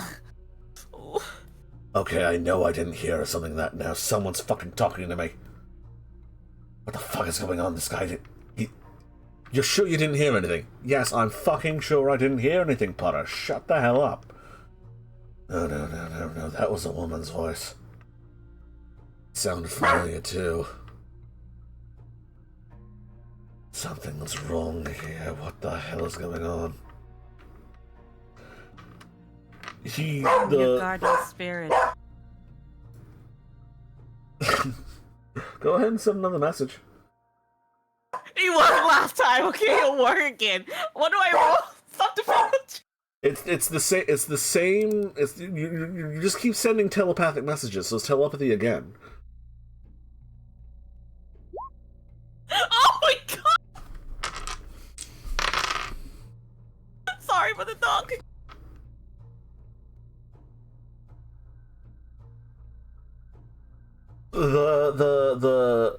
His aura is mottled and shifting in colors, but it's mostly still this paranoid green, now shifting with that bright orange again. As he pulls out his gun, frantically looking around, he shouts, "Get out of my head! Where are you? Where are you, you witch?" She'll be quiet now, just watch. Oh no. The other guard looks at him, raises a hand, but his hand is going to you see a pistol in his own, actually no, he's got a sword on his hip. Putter, there's nothing going on out here, just calm down. You haven't slept much since you got here, mate. Maybe you should go have a rest. Go send James up to meet me. Okay, I'm telling you, there's someone talking to me. They won't shut up. It's all right, mate. You had a long day. It's been a long journey, and you're still adjusting. Just put the pistol away and go have a rest. You meant Hood, right? You said Putter. Yep. That's what I meant. Cool. Yep. Hood, yes. Maybe you're right. I'm just hearing things. Long day. Now this fucking gibberish. Yeah, no, I should... Yeah. His aura is still this mottled, staticky mix of fear and paranoia. Keep following him to see where his rest hut is. He goes back to the camp where everyone else is, and he enters one of the longhouses. Okay, I remember that longhouse location. So. Do you do anything else? Or are you just watching him? Watching him a little bit more, see like if he finally calms down. No. He sits in a cot, doubled over, just at this point kind of rocking and muttering to himself in this little cot. What is he muttering about? What have I done? It's fine, it's been a long day. He's just hearing things. It's fine. Oh, that's why she'll come back to the others.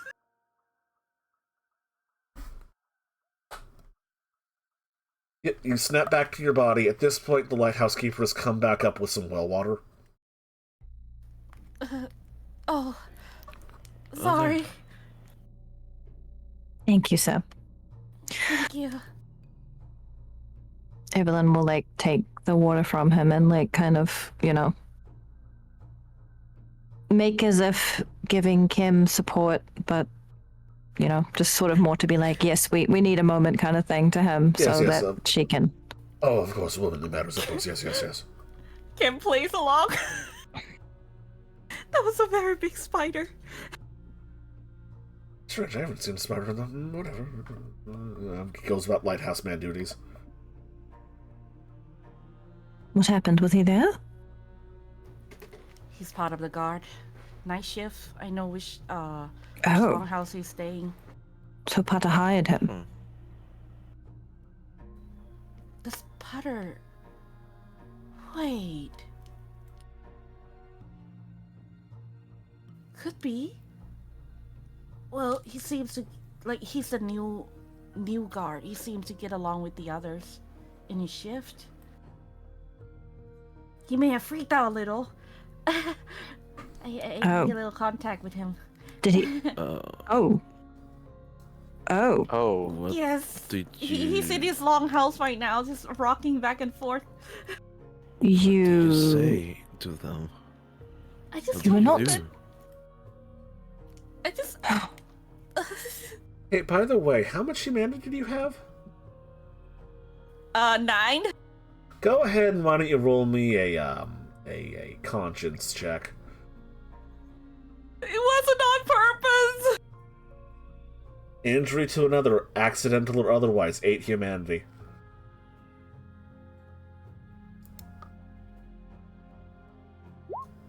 Oh, I feel bad. Yeah, you feel real bad about that.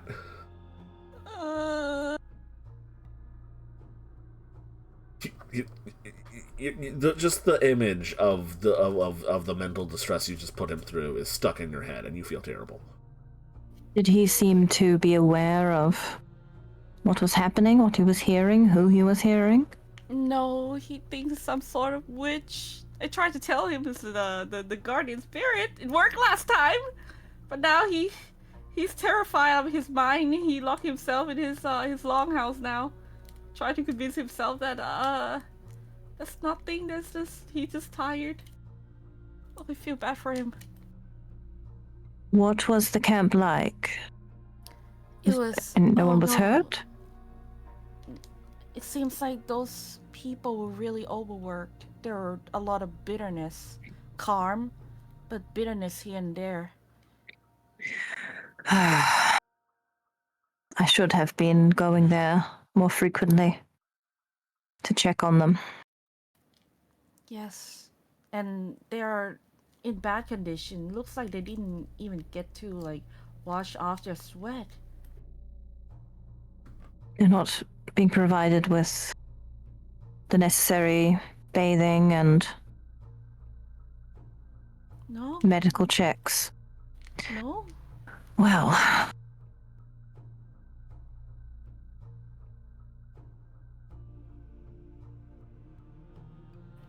Oh, boy.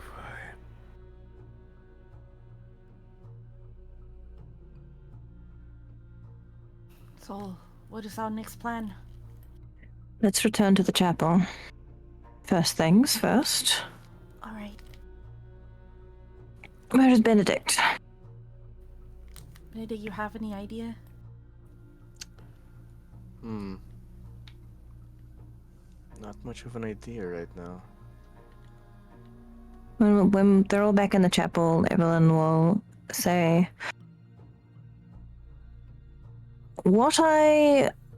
from what I can see, it seems that Hood has been hired on as a guard at the camp, and Putter is not taking good care of the well-being of the people there. He's apparently just visited, according to Darrow, and has returned to town. So we have a few choices. 2 main choices, I would say: speak with Putter, inquire as to the well-being of the people, see what he says, and also ask him, has he heard about Hood, see what he says, act as if we are not aware of his whereabouts, and dependent upon what he says, the other option is to go there and potentially risk lives by unsettling Hood. It's best if we had Potter directly, if anything, because now that you put it that way, and looking at him, you'd mentioned that he was like new or something there, Yes, he's the new guard. and he disappeared out of the face of the earth for like a week, so about a Yes. week ago. So it's Did you sense anything different about him than the last time that you saw him? Mm, You said he had a malevolence about him previously, did you not? yes, he did. Was that merely a personality, or do you believe it was something He was from very the ship? distrustful. That's what I noticed. He was really distrustful. Because you believe the ship was had a malevolent presence, and it may have. It had. So you believe he is also possessed? I did not see any sort of darkness enveloping him. His aura seems normal, right? His aura seems like a normal person, right? Yeah, his aura didn't seem anything out of the ordinary in terms of like auras. Just that he was distressed and paranoid. Yes, he was very distressed and paranoid. It's Well, I suppose then we should discuss with Potter. You had something to say, Christoph? no, it's just yeah. It sounds like he was hired on last. He was definitely hired last time, as in on Potter's last visit, or when he went Yes. there. Presumably that Potter saw him when he was just there previously, unless one of the guards has taken upon themselves to hire him. So that's why I'm concerned if we speak to Potter, if he is obfuscating about having hired him or unaware, claiming to be unaware. Not that we should go in and say that we know he's there, but I hope you follow my meaning. No, certainly. Just trying to put in, just piecing the facts together in my head. Don't mind me. Yes. Well, that place is not small. I would think there's somebody, his underling, that actually take responsibility in hiring and overseeing. He can't just do that all by himself, can he? Well, I would assume that they would need permission, unless he was taking random men from town, which that would be very risky. But, well, we could ask Darrow if he knows of any of the goings-on in terms of who's responsible for hiring whom and such. So, on that side, at least how it works with Darrow is that Darrow tips them off from when ships are coming in, and when some of the cargo has legs, but if you know what I mean. So it seems he delegates. I see. So it may be possible that he's unaware, though his guard should know who Hood is. I would think. It was no secret of his presence in the area. Oh, Well- absolutely not. That whole ordeal made his presence, sorry, rather public. Yes, and Kembratai, he was not disguised. They did not refer to him by another name, yes? No, they just call him a new guy. Did they use his name? Yes, they call him by his last name as well. So they are aware of who he is. Whether they know his past employment is another matter, but it would be difficult to avoid knowledge of such a thing. The guards themselves, I do not believe they stay there continuously, do they? I'm not entirely certain, actually, if they return to town. I think maybe it's better we gain this confirmation from Potter himself. Yes, most likely. But just remember to treat lightly with the questioning.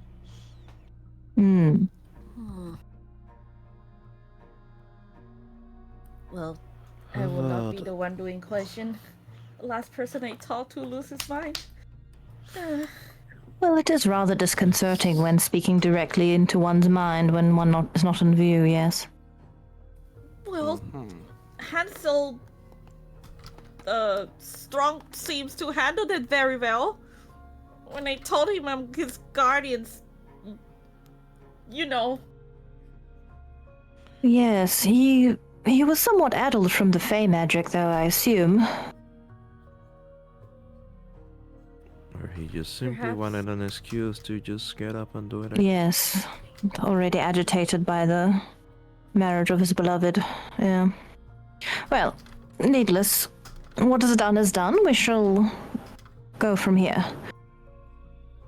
It is good information that you got, that we know that they're referring to him by name. He is not disguised. He is recognized as a member of the guard. So these are all important points.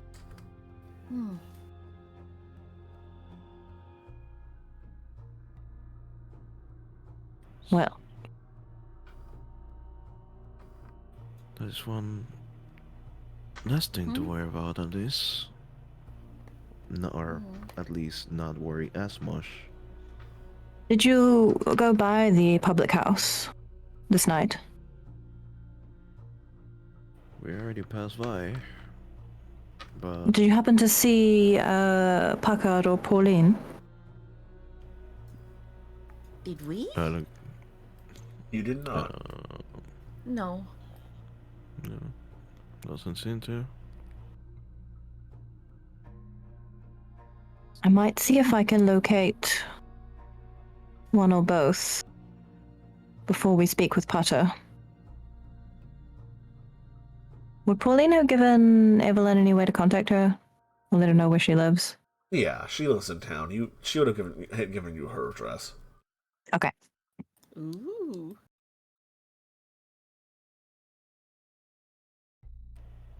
So I propose that we all go into town together. I will see if I can visit Pauline, and perhaps you can wait for me at the public house, and then we can all go visit Potter. Very well. Sure thing. Right. Like, So go ahead. my only concern is that, yes, we do need to tread lightly and be prepared for things to go sideways, but, of course, do our utmost to prevent it. I shall bring some holy water, too. Shall bring my cross. Right. So you all seem to have a plan. We've been streaming for a little over an hour and a half, though, so it's time for us to take a little break. When we return to Vreehaven, specifically into Evelyn's chapel, well, I suppose you'd be on the move, knowing to, well, actually go and speak to a satyr friend of yours. Yeah. Uh-huh. So, you head into town.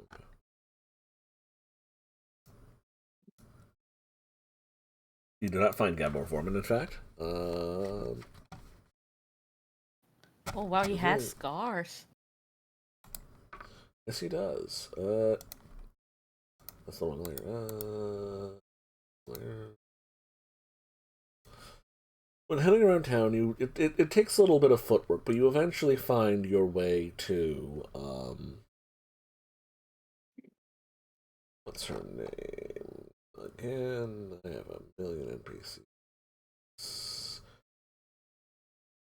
Pauline von Breck's abode. The entrance to her place of residence lying its way down one of the various side streets in central Vreehaven.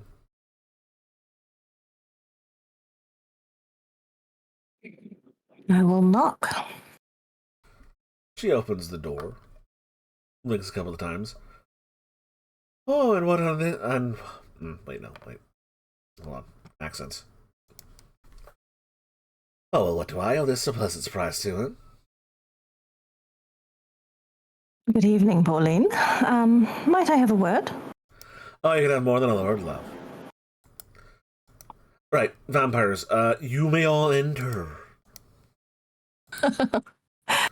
Thank you. She just gets Wait, out are of the we way of all the door. there or just Evelyn? It's just Evelyn. And then you may enter. She gets out of the way of the door. Thank you.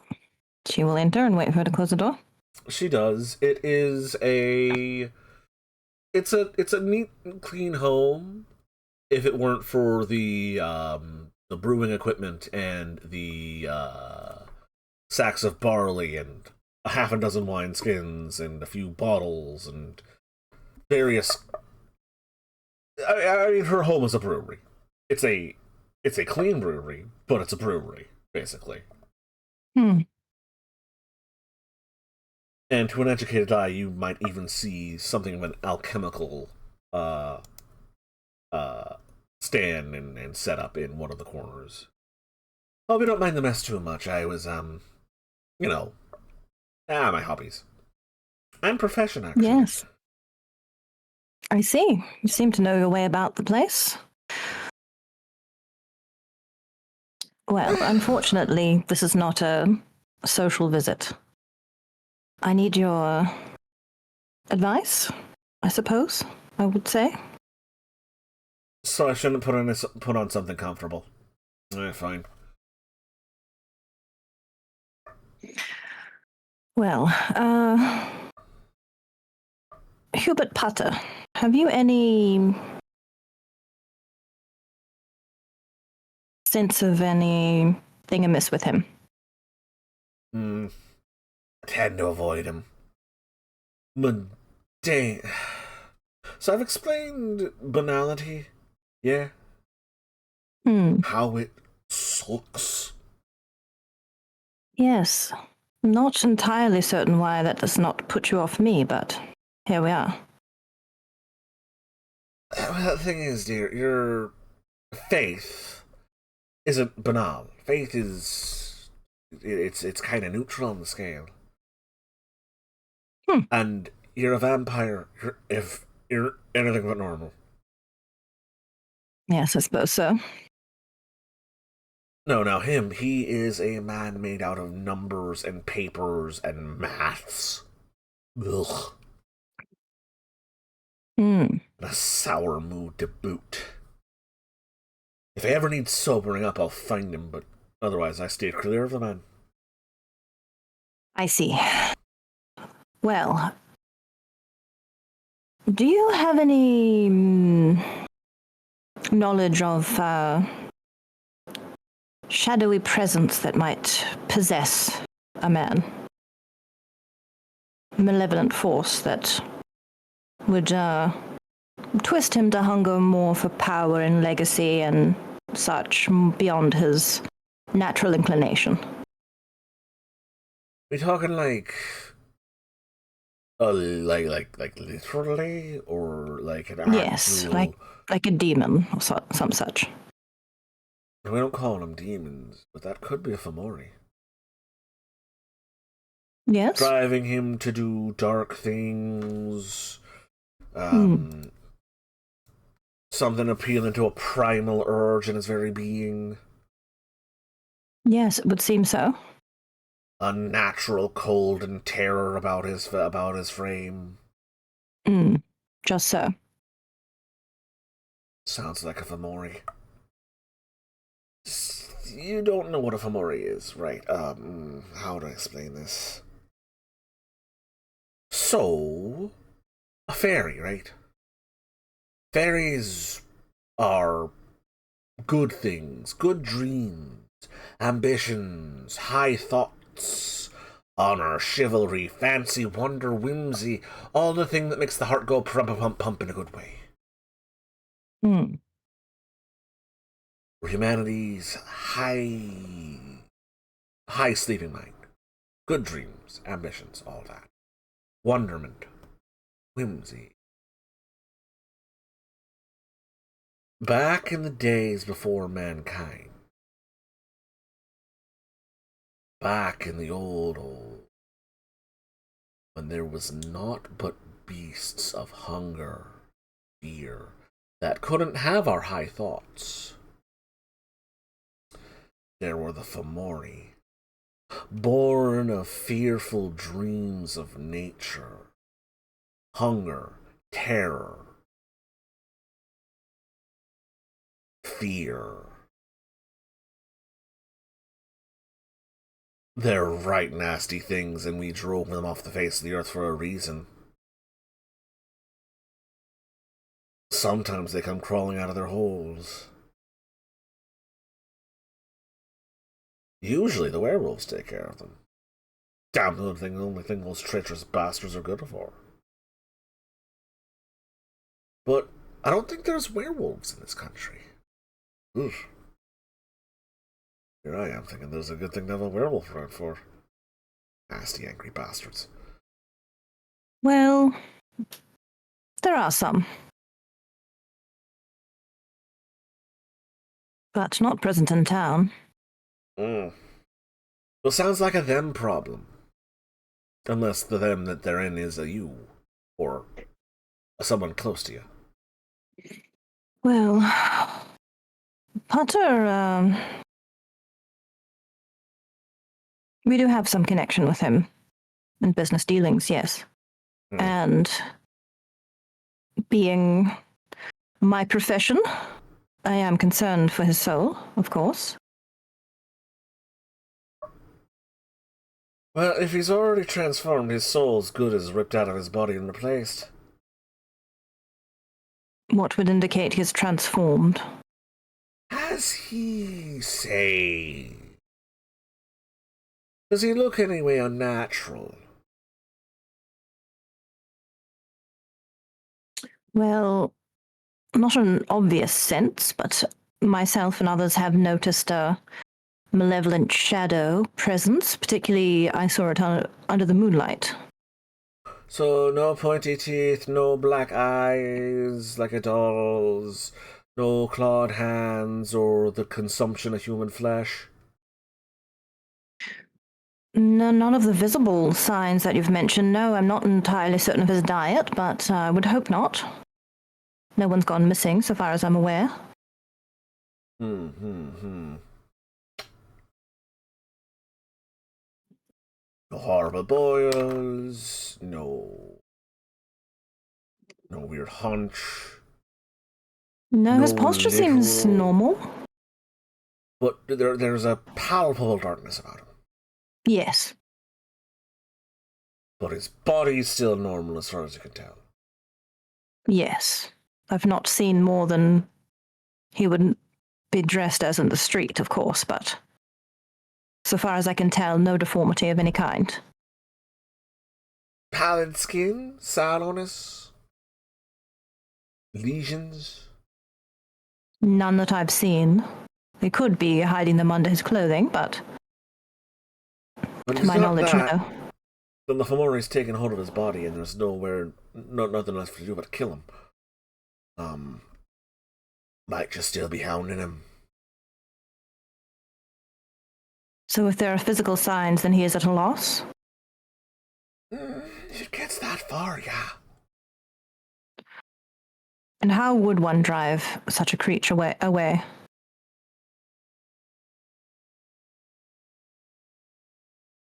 Oh, well, we have methods, but I mean, you'd have to step into the dreaming for that, or look like a damn fool while you fight him in the dream in the mortal plane. It's complicated. The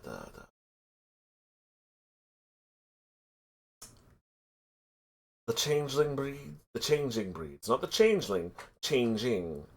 They've got other methods. They've got their magics and their claws, and they can step into the dream and battle there as well. But it's a spirit. It ain't got a mortal form yet, nothing anchoring it, so you gotta fight it where it is. Now, I don't know if you can step into the spirit and tangle with it there. Not so far as I'm aware. Perhaps Kimmertai may be able to, but so far as I know, she can only observe. She's also about as soft as a pile of posies and duck feathers. Yes, you have a point. Fomori are monsters of the highest caliber. She'd have her Only soul had a shredded. strong hero to help me. Well, I'm afraid Bjorn's currently recovering from a very bad headache. I was thinking someone else.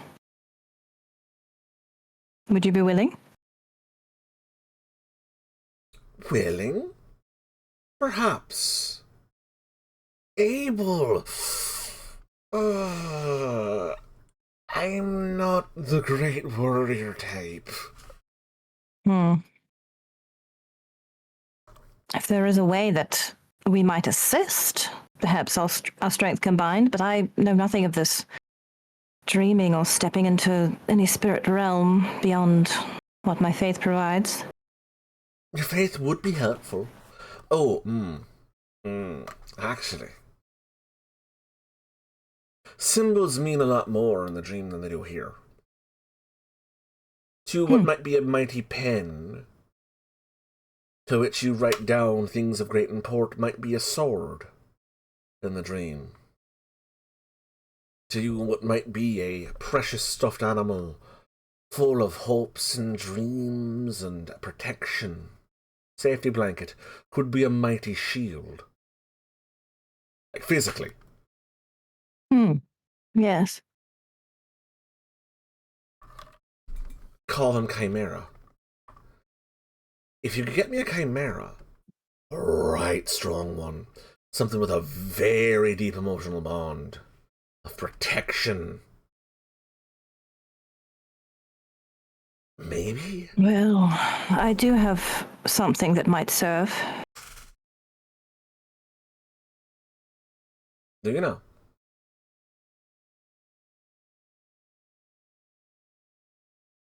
You mustn't misunderstand. Okay. Can I have the... You know how Evelyn talked to Claudio about getting a painter to paint a portrait of her in lieu of having a picture of her mother, because her mother looks like her? Yeah, you could have. That could have absolutely been happened. So she pulls out a locket and offers it to her. It has the painting of her portrait in it.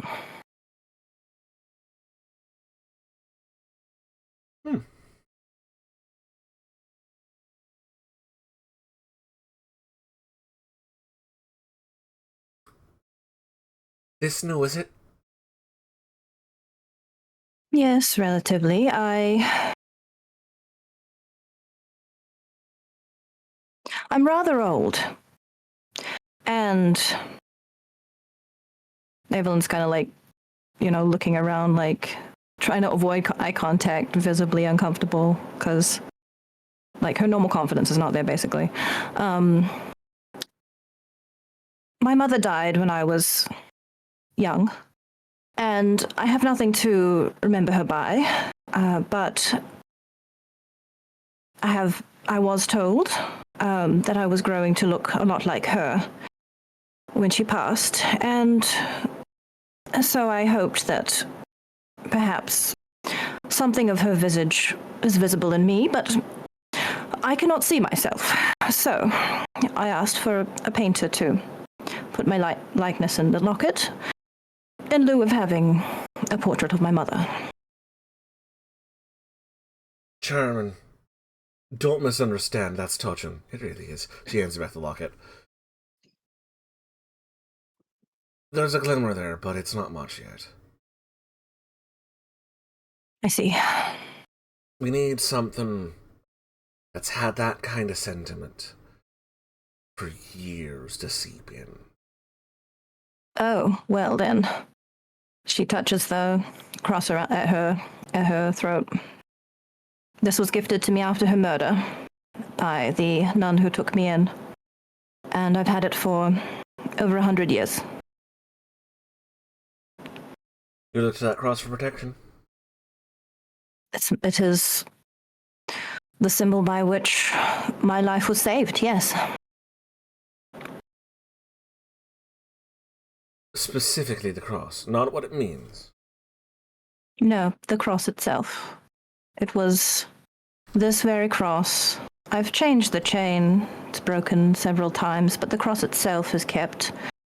But yes, that nun, that kindly elderly woman, took me in, and this was a symbol of salvation, not only via faith, but the physical moment when I was taken in hand, safety away from the assailant who was trying to abscond with me, and I was saved. May I? Yes. She holds out her hand. She'll take it off.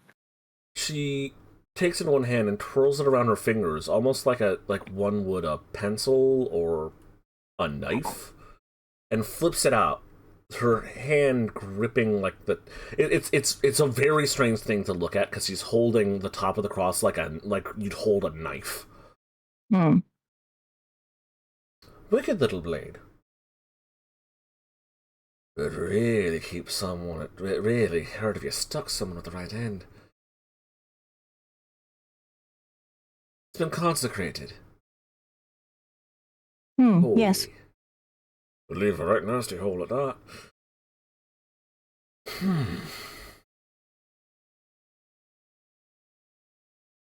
And she flips it around, kind of like one would do a knife.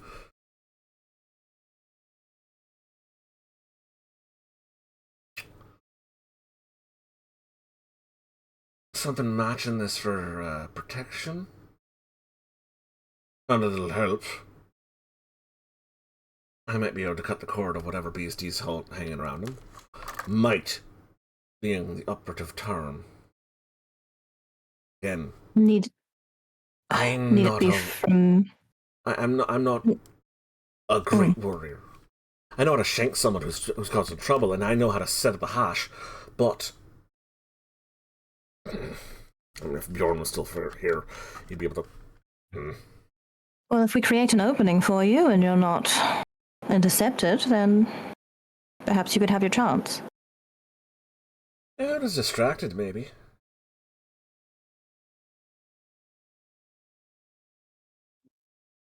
Any of your other friends have anything similarly sentimental? Oh, Kimru Tai may have something. I'm not sure of the men. I could ask. Do so. She hands back your crucifix. Evelyn will put it back on. It doesn't have to be yours either. If you can find out that someone truly cherishes something that keeps them safe and protected, and just nick it, doesn't have to be given away to me.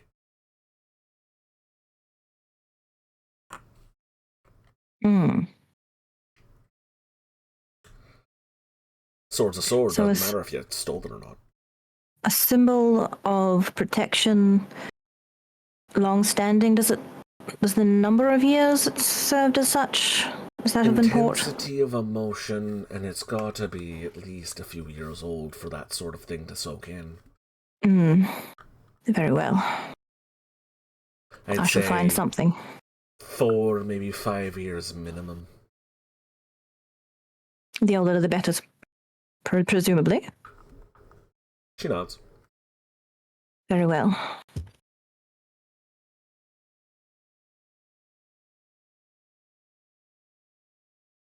Will you be about if I should call again tonight? I could see about putting a kettle on. I would be grateful. Then I shall go and... I'll make sure I don't pass out anytime soon. I appreciate it. Well, I should go and attempt to find a protective symbol.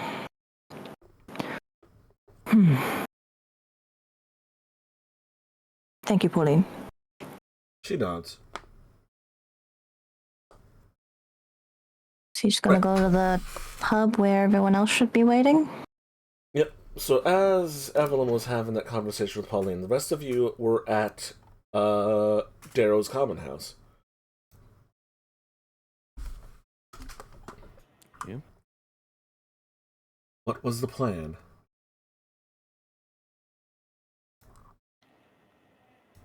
It was mainly, unless anyone else had a question to ask around, it was mainly to wait if I'm not mistaken.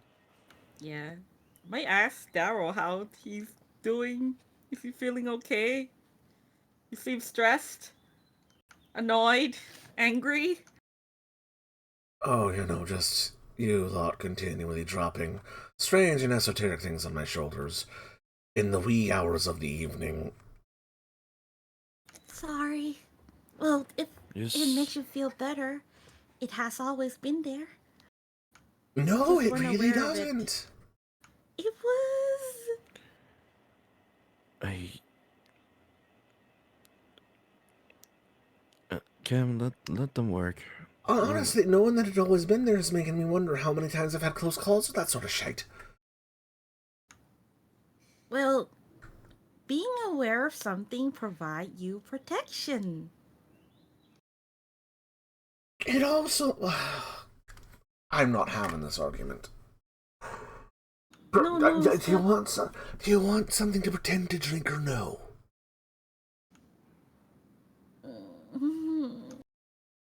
Sorry. He just puts 3 mugs in front of you and then walks away. Pretends to drink. Drinks. Kamutai and Benedict's are both empty. Glug, glug, glug. Gup, gup. It's about now that Evelyn arrives.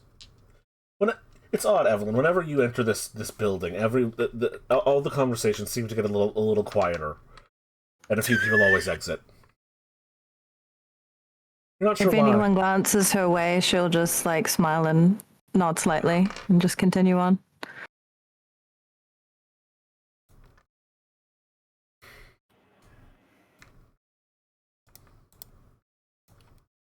So everyone sit in at a table or at the bar or something? Wherever you please. After that conversation, we would have moved to a table, I imagine. Mm-hmm. Okay. So everyone will approach and sit down.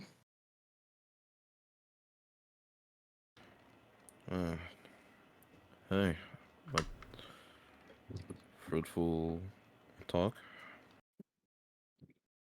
Yes. Well,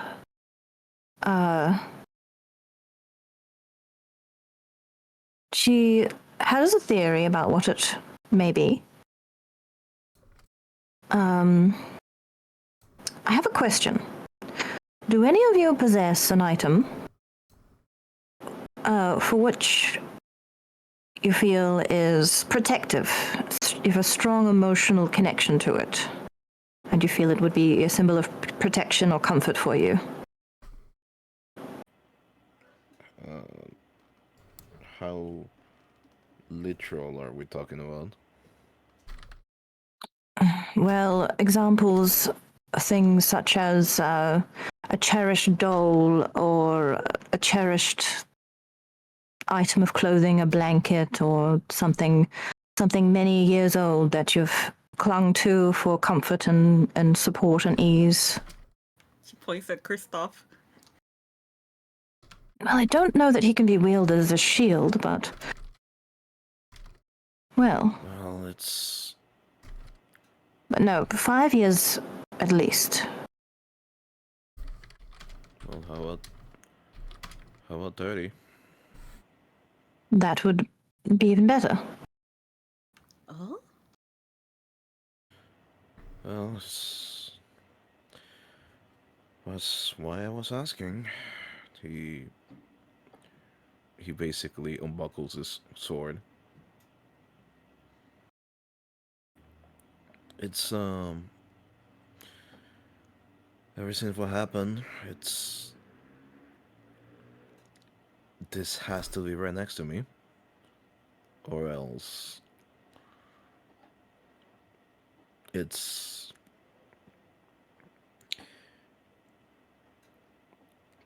feeling complete. Let's just put it that way. Hmm.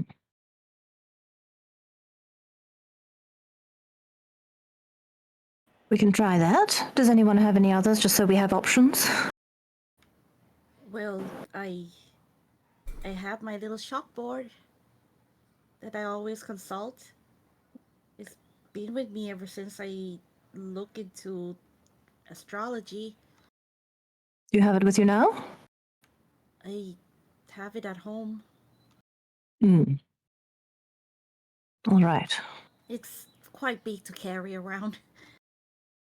Yeah, something rather portable might be more practical. Mm. What about you, Benedict? I wish that I had anything that reminded me of her. But sadly, there's nothing left for me. I've got nothing. Hmm. Your heart? You want me to offer my heart? No! To remember you beloved by? Hmm. There's that, yeah. Mm. My condolences, Benedict. Well, it seems the sword shall have to suffice.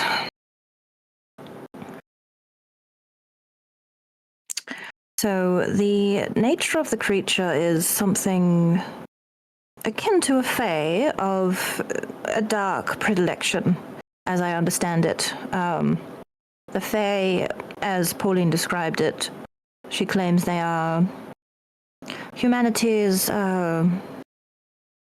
best parts, our dreams, wishes.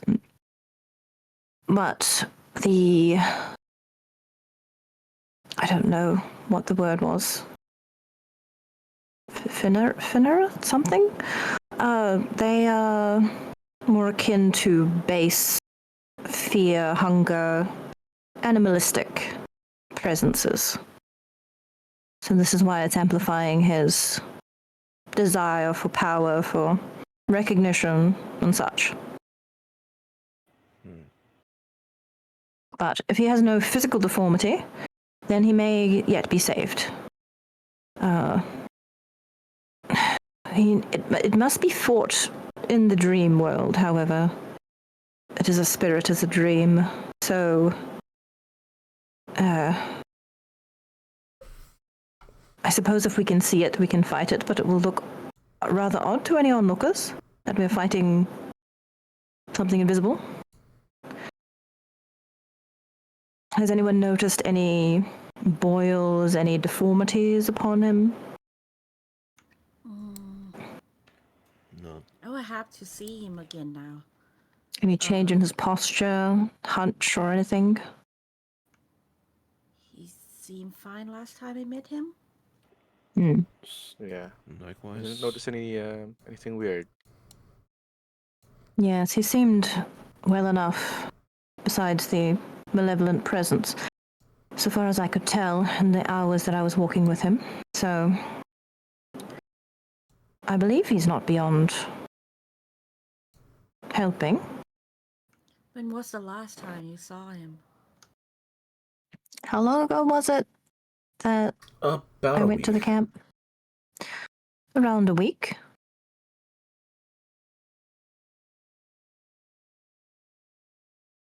And if what Darrow has said is true, that he was not always such a stick in the mud, then perhaps this has been going on for some time and a slow progress, so not too much will have changed over the course of a week, would be my hope.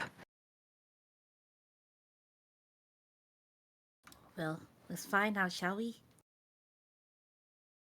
I suppose so. Let's return to Pauline and she can assess the sword. Sure thing. So you enter back into the alleyways of Behaven, finding yourself once again to Pauline's doorstep. Knocking, she answers in short order. She's expecting you back, at least. Carrying now a mug of something steaming rather than a wineskin of something unknown. Oh, wow. I don't know what you call you guys, a swarm? Is here? Goodness, should I be flattered? It's Hello! good to see you. How are you this Come on fine in. evening? Don't drink anything unless... Just don't drink anything. She gets out of the way of the door. No promises.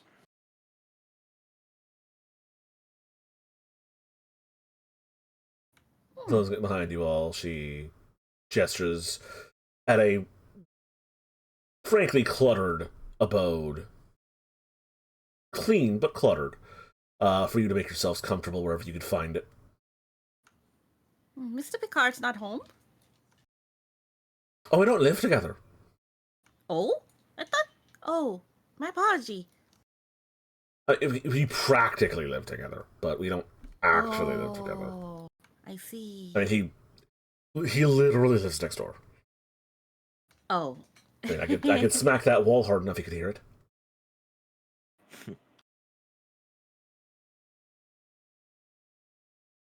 Maybe. Well. I don't know where he is. I hope he's well in general. Mm-hmm. He was fine last night. Saw him. Your other colleague doesn't bother you, right? About what happened? Oh, I haven't seen her. It's gonna hold things space. Actually, I think he was... Actually... Wait, no, he said he was... Shit, that means he is... So...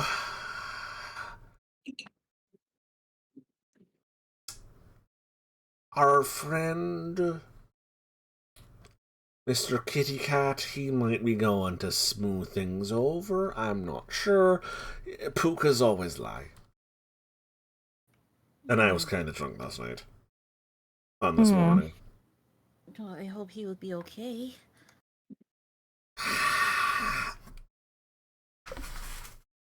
It's Well, to business. Christoph, would you offer your sword to Pauline? Sure thing. Symbol of protection of some 30 years, he says.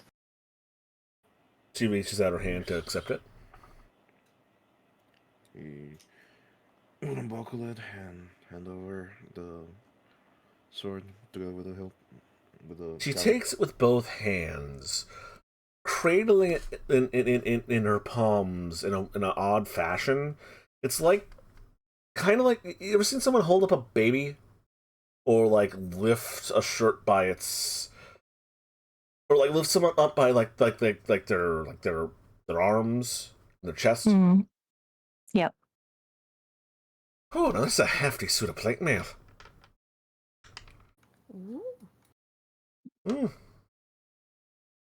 She twists it and turns it and lifts it and like turns her head and looks out into the open air underneath the sword. Shane and Gamison underneath the plate too. Huh. Nice make. German. Yes, that's... I realize you might have forgotten, but yes, German. Don't read a lick of it, but that writing there is definitely not Spanish. Huh. Awful gouge wound in the back, though. No, that's not the back. Is that the back? Which side of this is the back? It's a nice suit of plate mail, but there's a big hole in it. Like it. You know, like, someone, you're right in the chest. Or the back. I'm not sure which side. Kinda figured. As long as they're not wielding a knife, or a sword, or a spear, it shouldn't be too much of a problem. The loose chainmail in the gambesine underneath is pretty intact. But... I don't know how you would don this, but would wearing the locket hanging down the back, would that offer any additional protection where the weak spot is? Oh dear, I'm like I said, it's a lovely sentiment. It'll probably turn into something lovely one day. It's still just a pendant. Hmm. I see. Well, this is what we have, unless you want to wield a giant chalkboard. Just wear a cape over it. I mean, that's what you do. Well, it would need to be a cape made of dreaming. Have you a sentimental item of clothing, Kimbertai? Well, I do have don't some need you to strip clothes. I mean, you could if you wanted to, but like I said, as long as the thing isn't wielding a spear or a sword, it's probably fine. Well, if you do come by my farm, or I can pay a visit later, I can bring something that hold meanings to me. Well, are we going to do this tonight, or are we planning to delay further? Can we do this tonight? And I've got some Dutch courage in the other room, why not? Very well then.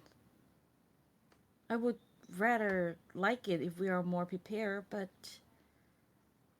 Well, we could wait to see if the Lenape are willing to assist.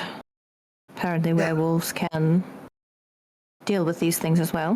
What did you call it again? Fomorian. Fomorian. Fomorian, they're bad. And honestly, if one of the Garou are going to deal with it, then I'd rather have not. I'm what you'd call a scout. Don't get me wrong, I know how to fight. It's just I'm not much one for getting up in the personal. so you're a scout. So my Ron is a knight. mm, And what are the others? Well, Sadie's a duchess, which means she's in charge. And Little Pluckard mind. is a bastard. court jester. Yeah, he's good with a knife. It's claws. But mostly he's just there for telling. Honestly, Curtis just not too far off. He's there for telling you how it is, even though he's lying about it. There to clear the. Have we had a red cap? A red cap? Sometimes they confuse them for vampire. They're a kind of changeling that's really good at fighting. Well, I'm not aware of any other changelings in the area. Oh, we would be. It's just, our knight the size of a mountain's currently missing maybe a couple of teeth. Well, have you ever been to any other settlements? I heard there's one all the way, like French settlement all the way up north. I mean, there's Philadelphia, there's New York, there's Newark, there's lots of settlements. I'm traveling that far is a little risky. I see. So what do we think? Do we attempt it now? And my idea was that we would distract the creature, distract Potter, distract the presence, and at an opportune moment, Pauline could strike. I think we should go see him first, see his condition, and then we decide from there. Sounds reasonable. Let's say he's too far gone, for example. Would that plan still... Would it still... It's taken hold of him too deeply, then. If he's too far gone, you should be able to notice it pretty quick. Skin will be discolored, might have supernaturally wrong eyes, claws, fangs, could have grown a hunch, mutated in some strange ways, you should be able to see it. I can go take a look at him right now. And if he has, then you might as well kill him anyway. Because he'll have all he has in the spirit worlds, physically. Say, I know you mentioned that the thing had to be faced in the spirit world too. Hmm. I'm not. I seriously don't know how that whole ordeal works, but will you be able to drag someone in there? To take Well- you with me. You said we could fight it here, but it would just look odd. Well, I could, because I'm a changeling. I'm in both. Oh, I see. If we had a trod, I could take ya, but that'd be dangerous. You remember what it was like in Fantasia? Hmm. Christoph, may I talk about certain someone?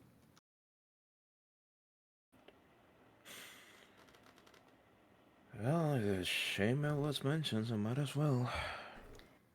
We have an actual capable fighter in the spirit world right now.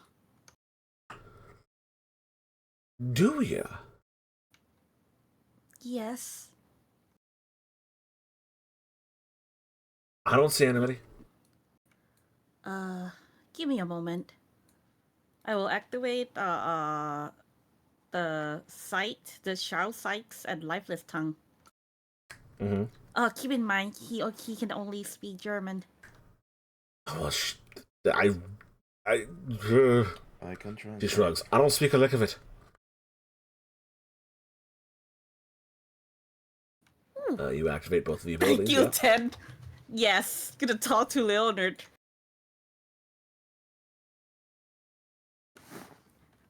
Hello, brother. Leonard.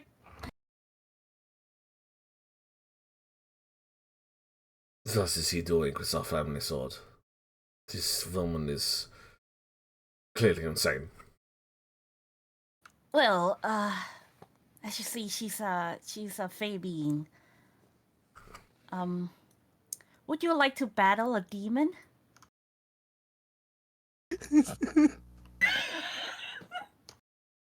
You see the ghost of a man who looks quite a bit like Kristoff looking right back at you with a quizzical look. So, to explain the situation, she'll be speaking in pure German. A colleague of ours who has been helping the people who are captured against their will and forced to work is now being possessed by a very evil being that I am aware of what is going on. I simply thought that demon was a metaphor. Oh no, it's an actual demon!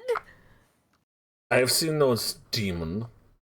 I have been this Potter man, and I have seen those demons. Yes.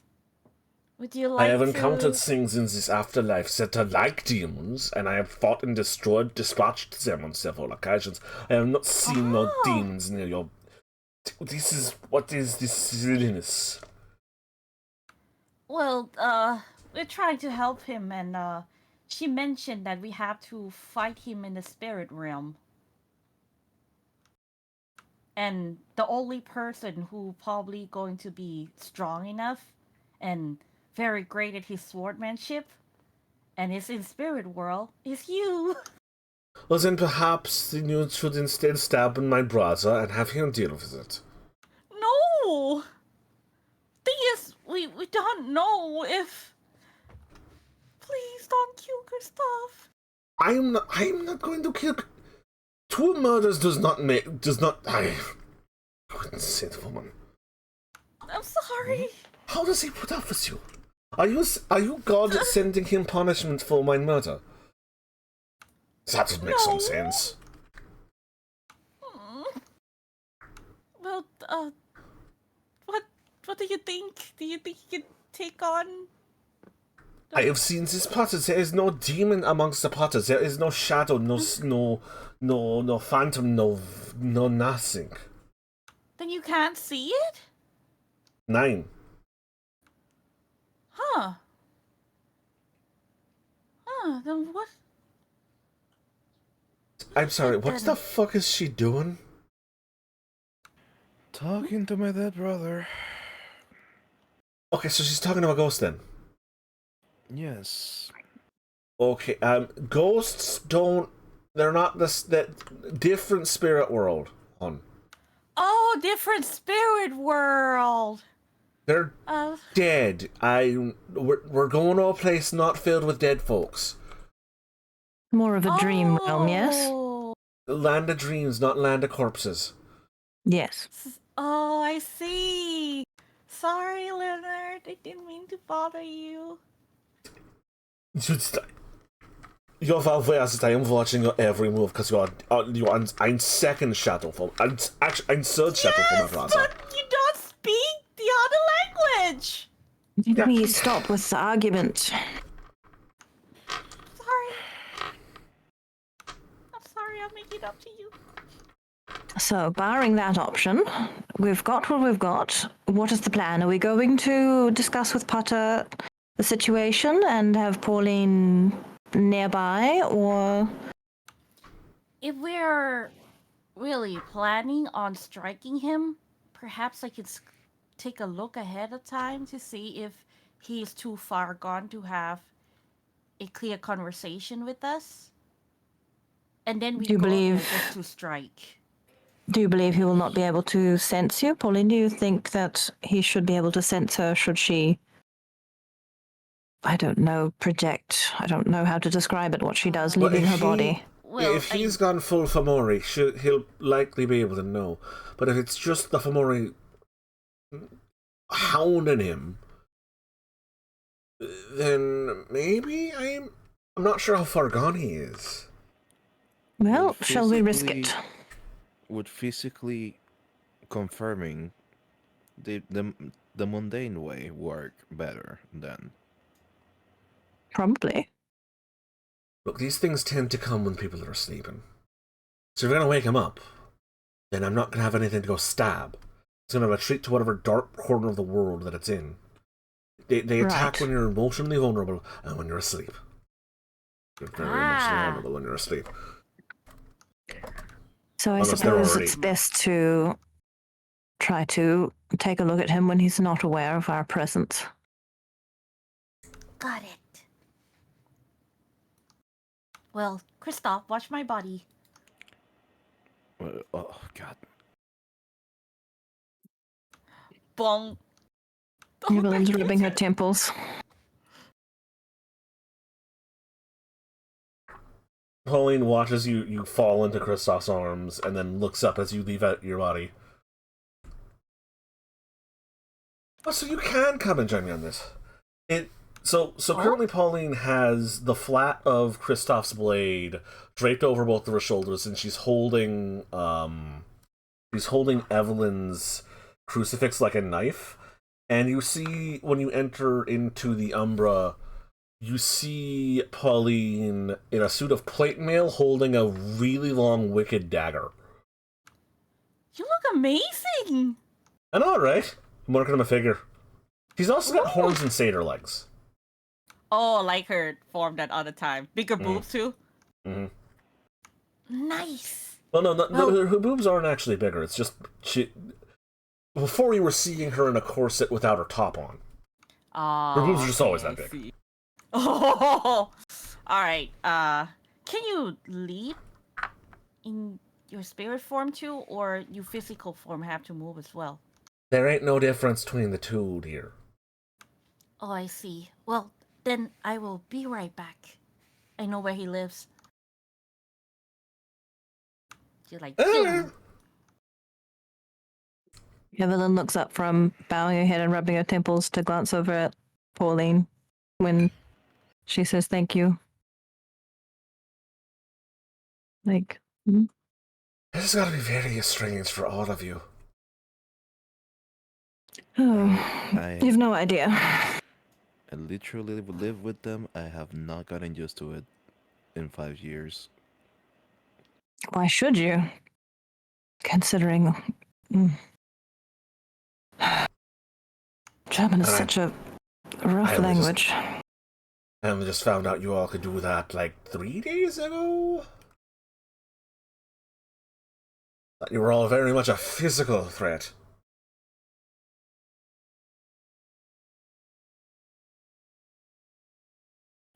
We're allies. Now? Yes. Before that, you were very much a physical threat. Yes, well, the feeling was mutual. Hope the new feeling's mutual then. Well, I wouldn't want to encourage you too much. That we're going to cut over to Kemrutai as she floats over to a well-appointed estate.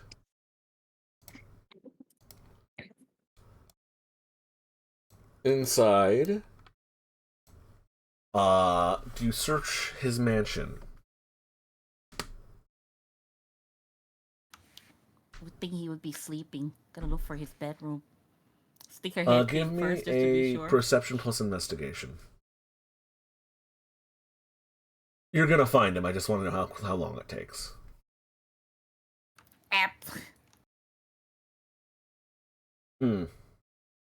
So, the funny thing is, this house isn't even that big. There's it's 2 stories, 5 or 6 rooms, but you do eventually find Putter's bedroom. Don't you find it's? I actually had such a hard time finding it because in the darkness of the unlit house, the billowing smoke and shadow pouring out from every gap in the doorframe made it quite difficult to see. Moving into the room, passing through the wall, you do see some horrible dark form. Shadowy. Again, made of billowing dark smoke-like tendrils lashing at his form as it tosses and turns and sweats beneath his sheets, whispering dark things in a language you do not understand to him as he slumbers, tormenting this man in their sleep. How does he look physically? I mean, he's underneath his sheets and covers, but he's, from the neck up, a normal human who looks like they're experiencing a terrible nightmare. Okay. What about, does this person seem to notice her? It seems to be preoccupied tormenting Putter. Alright. Gonna head back quickly.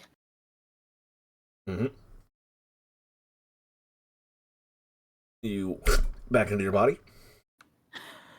We gotta hurry. It's tormenting him right now. He's fine. He's physically fine. The thing's right looming over him. I know where his bedroom is. There's a lot of shadow. Yes, I gather that this has been happening for years. It didn't seem to notice me right now. He's really preoccupied on whispering horrible thing into his head. Well, now might be the moment. Out of character, I'm just going to check something.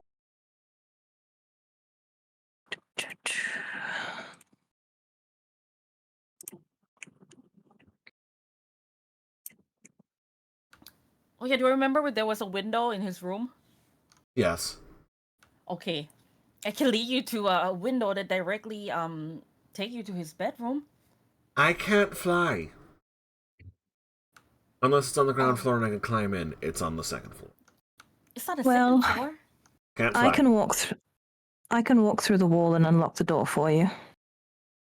That'd be good, because I quite like having a reputation in town, and going into someone's house with a sword slung over my shoulders, waving around a cross, fighting a I'm sure there's a servant's demon. interest, Pauline.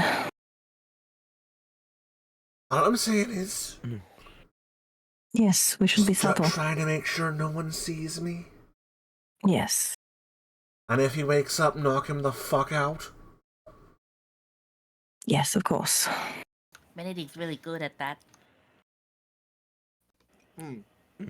Put those big muscles to use somehow, boy. I think a few extra uses. I have a disconcerting question to ask. Go right ahead. Do you need to breathe? Yes. My body's a normal human body. Good to know. Thank you. Let's be on our way. Do you not need to breathe? No. No. Oh, you could do some fun things with that.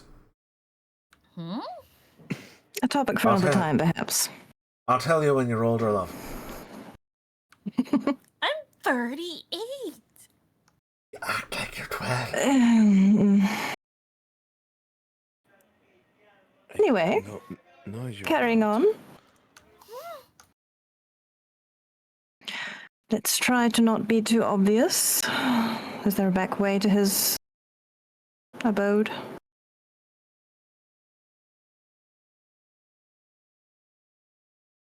Anyone? We should see. I'm not so familiar with the streets. If you would like to navigate the town in a circuitous fashion in which you will not be seen, that's going to be a Dex plus Streetwise, or Dex plus Stealth. So I can make myself inconspicuous. Kristoff's really good at sneaking around. This would be a group challenge if, unless you all have just want to activate powers here and there to just auto succeed. Though Pauline does want one of you to help her sneak around town unseen. Yeah, so probably Kristoff, you have like very high sneak abilities, right? Yes, certainly. So you can probably assist. Whereas my like dex and stealth is very low, so I might just use a ritual and just go on my own, just meet up with everyone. He could guide us sneakily, like he did last time. Yeah, but I think that means that we all have to succeed on the rolls, and I'm worried that if any of us botches it, then that's gonna make us all. You'd all roll, and your successes would pool together, as would your failures. Okay. You could choose not to roll and instead choose to help someone else, and that would give them one more die. Yeah, we could just... If I'd use donning the Mask of Shadows, can I just... Like, is it going to be easier if there's fewer people to account for? Well, that just means there's less dice to roll. Less dice, yeah. Benedict has Obfuscate. Kristoff has Obfuscate. It'd be easy for them. Just themselves, right? Yeah. So if you just want those two to go, then I need to go too, so I can walk through the wall. It's just that I'd still ask someone to roll some dice to help Pauline, the satyr get to the destination. Okay. Let's pull in, I guess. She can stay. Kim can stay at the her house, Pauline's house, and she'll follow. Like she will lead Pauline in a spiritual form, then. I mean, follow the group in spiritual form. Okay. You would be alone though, and your body unguarded. In her house. The rolls still need to be made because she's physically walking through town without supernatural means. So I'll just offer my dice to Kristoff or Benedict, whoever's got the better, whatever stats are required. Oh, definitely Kristoff. Yes, I'll give it to Kristoff too. So how many? So Kristoff roll Dex plus Streetwise or Dex plus Stealth with 3 extra dice.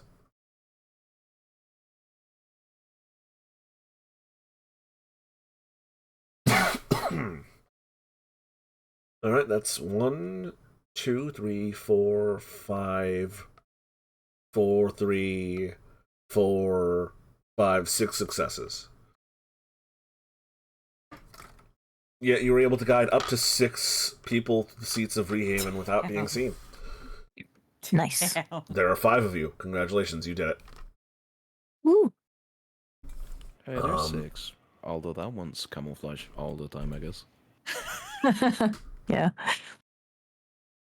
Moving in and out between the alleyways and sticking to the shadows, you manage to make your way to Hubert Putter's mansion. I'm going to say there is a servant's entrance that you were able to use, either through Evelyn's ability to walk through walls or just jimmying the lock. Actually, I'm going to say that Pauline jimmies the lock. She knows how to break into a place or two. Okay. You enter inside. The house is largely deserted. You follow Pauline up as she downs an entire bottle of something and chucks it into the back alley. Do you follow her into Hubert Putter's room? Evelyn will. Yes. Alright, if he wakes up, knock him the fuck out. She says that from outside of the door as she draws the crucifix like a knife in hand. And throwing open the door, poised to strike, she shouts. Hubert Putter bolts awake in terror as she stabs the open air in front of him. One moment as I find an appropriate soundtrack here. Screaming and struggling, she stabs wildly and furiously at the open air. Hubert Putter, suddenly bolting awake, screaming in his night clothes, backing up to the corner of his bed. "Get him asleep!" she shouts as she suddenly lifts a foot off of the ground, like she's holding onto something's shoulders. Evelyn's gonna run over and grab him, cover his mouth and nose. Give me a Dex Sprawling. Can I blood buff? You may. So how does that work? I just use a point of blood and I increase. And you can increase the Dex. corresponding stat, yeah. You can do up to 3 because of your generation. So if you wanted to do all 3 I'll do plus 1, 3, yeah. then yeah. You can only do +1 to each individual physical stat. Oh, okay. Yeah. Will having other stats buffed help?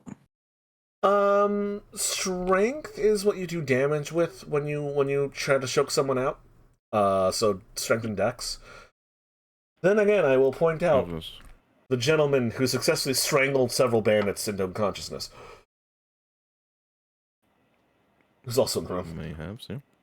Yeah, I mean, she can just cover his mouth and then Benedict can... I mean, I'm not trying to hurt him. I just want him to go back to... Oh, actually, I just get to tell him to go back to sleep. I'll do that. So don't worry about blood buff. I'm just going to run over and make eye contact with him and tell him to sleep. I'll keep my eyes and ear peeled. Let me have a look what that means. So that would be mesmerize, manipulation, leadership. Okay. So I'm going to try and, like... Can I try and do 2 things at once? Like, basically, like... run over to him and say, you know, Sister Patrizia, you're safe, and then use, because, like, I'm trying to, like, reassure him, but then use the power to make him go back to sleep. You'd be doing one than the other, basically. Okay, I'll just do the other then. It's not going to be super... Again, it'd also not be the most easy thing ever, because there's currently a woman stabbing the open air in the room with the crucifix while she's got a sword balanced on her shoulder blades being levitated a foot in the air. Yeah, so I'm going to use mesmerize. And... Okay, let me do the roll. And I'll use willpower as well.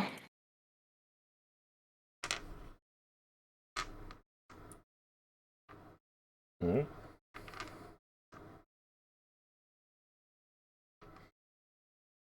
So you just tell him to sleep? Yep. Sleep. So he wakes up, looks at this, takes in a breath to scream out in panic and fear. You rush up to him and look him straight in the eye and you say, "Sleep!" And he falls asleep.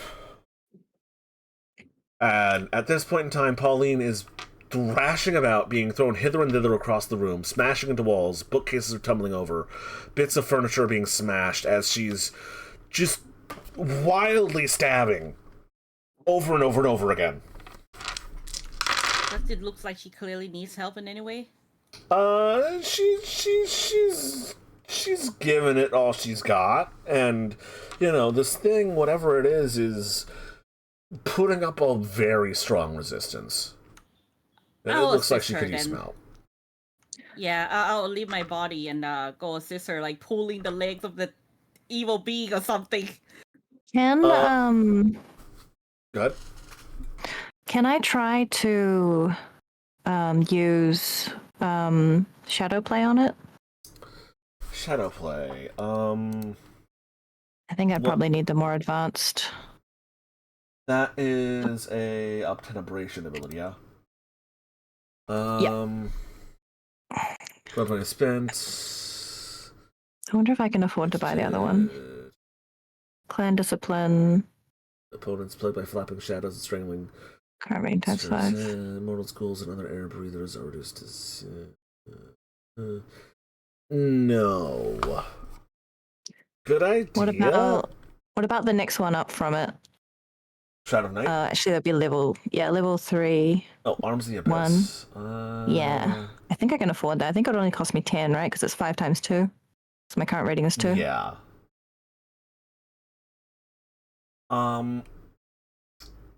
So... Like, I don't know if the arms can reach into the dream, but just an idea.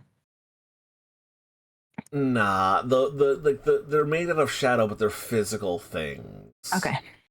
This is a creature in another dimension fighting someone who's in both dimensions at the same time. It's weird. This is some really weird shit you're witnessing.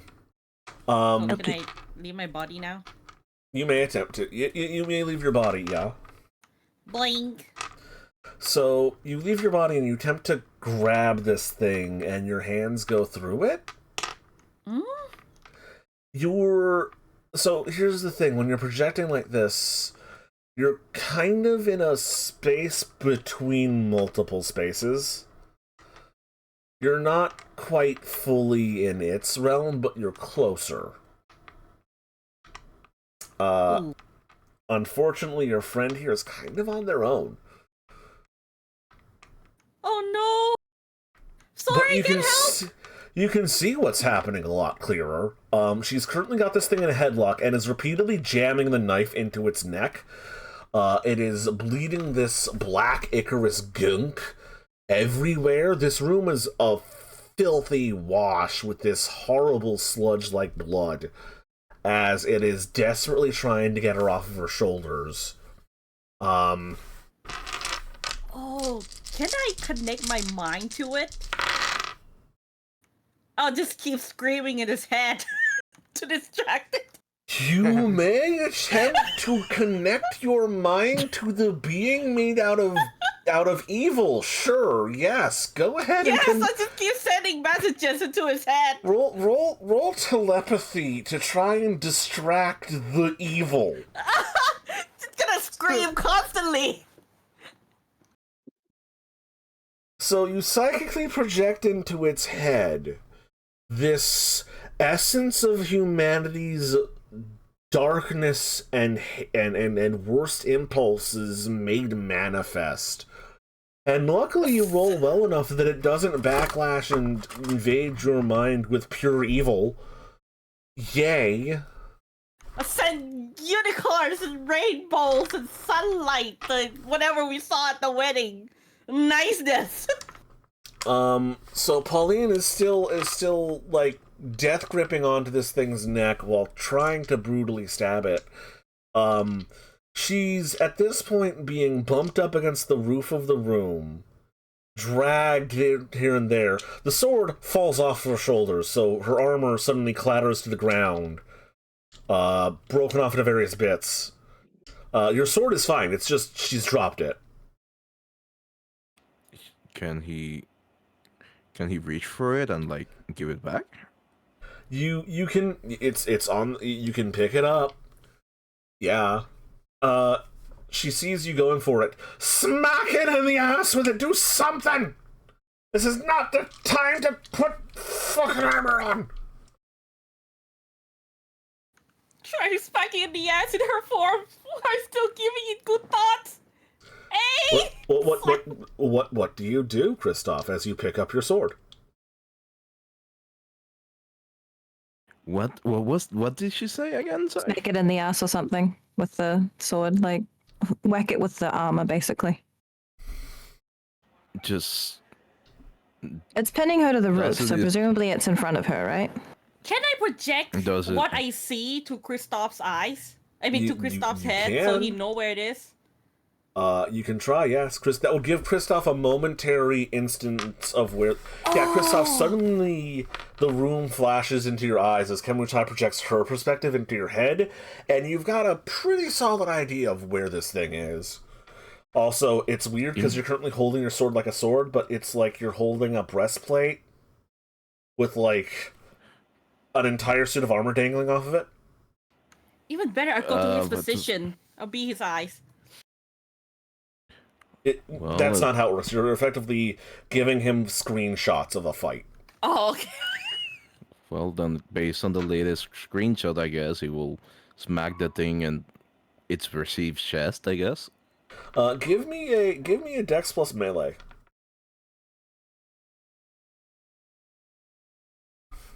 Dex plus melee. Okay.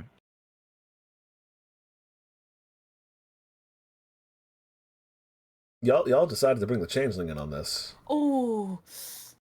That's 1, 2, 3. Actually, no, this is not a sword. It's a suit of armor. That's 1, 2, 3, 4, Gonna do 5, bump 6, damage, 7 successes. -2. So that's 5 successes. Go ahead and roll me 5d10. Oh my What's your God. strength? Can I also try,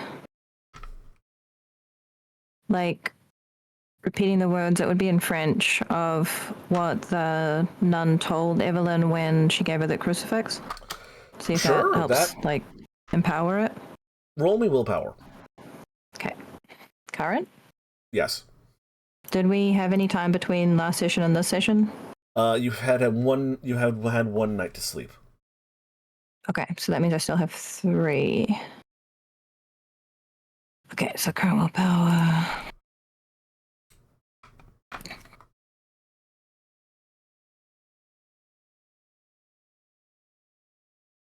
Oof. You start reciting the Lord's Prayer as Pauline is wildly stabbing this thing. Kristoff, you swing your sword through the air. Kemutai, from your perspective, he's just whipping this thing with a suit of plate mail. It's very strange. The closest comparison would be to like a Gmod ragdoll. Kristoff is wielding a suit of rigid plate mail in the shape of a man by the collar and bashing this thing against the back with it, while a woman is having a life or death struggle in the middle of the air with it. Pandemonium is a good word to describe what is going on in here. I sent him a message. Good. Kristoff, keep doing. And I sent him like the latest screenshot too, so he know where to double tap. After about a minute of this, the thing nearly launching Pauline off her back a couple of times, Pauline continually just stabbing this thing in the jugular, the clamorous sound of a brutal murder happening in this man's attic.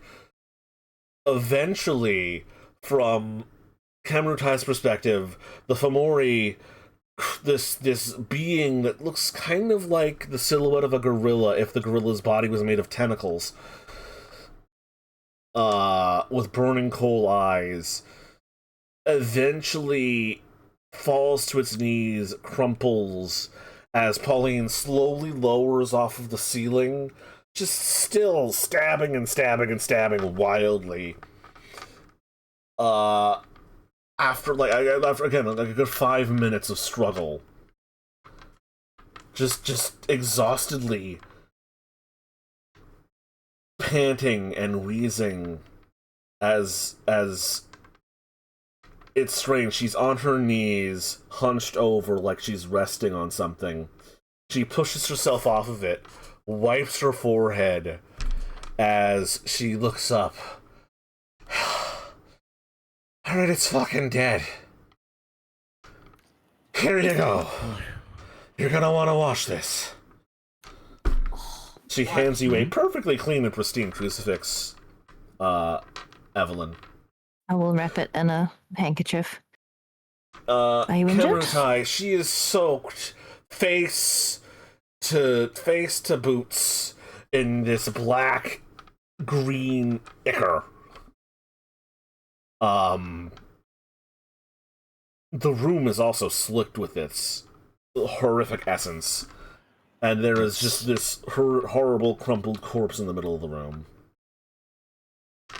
Also, you can hear someone crying from outside and, like, banging on the door, trying to see if anything's alright. Because, like, you've just witnessed what sounded like a brutal attempted murder for the last 5 minutes. And the room is disheveled and smashed up, and, like, all of this man's furniture, except for his bed, has been destroyed and upturned. Oh no, somebody's coming. They're banging at the door. Okay. Evelyn will go to the door and make them forget. So okay. Do you open the door? Slightly. Enough You open the door, to meet their eyes. You see one of the town guard, and they're holding a torch. Roll me courage. Oh, damn. Courage, where's that? It's near the bottom, right? Yep. I never find it. Is it labeled courage? It's under virtues next to your backgrounds at the first page. Oh, Above health. virtues. Above health. Below your knowledges.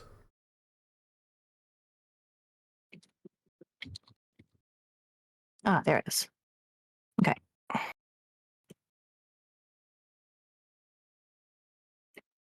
Where's the right tab?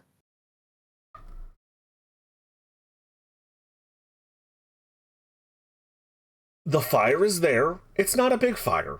You're okay as long as it does not get closer. Okay. Is it just them? No, there's a bit of a crowd behind them. Okay. I will tell them. Let's see. I'm using mesmerize. Forgetful mind? No, mesmerize. Mesmerize probably is a better one for this. So I need to. Fold. I can't make them think that I'm him, right? That would be a different discipline. Okay. I mean, you. Any of the Obfuscate user have Obfuscate 3? I believe Benedict does. Mm-hmm. You have Obfuscate 3, right?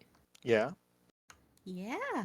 Maybe the better thing than opening the door would be to just try and get him to tell them that everything's fine. You'd have to open the door to see the person and the people outside and to know that the door has been cracked open, so you see the man.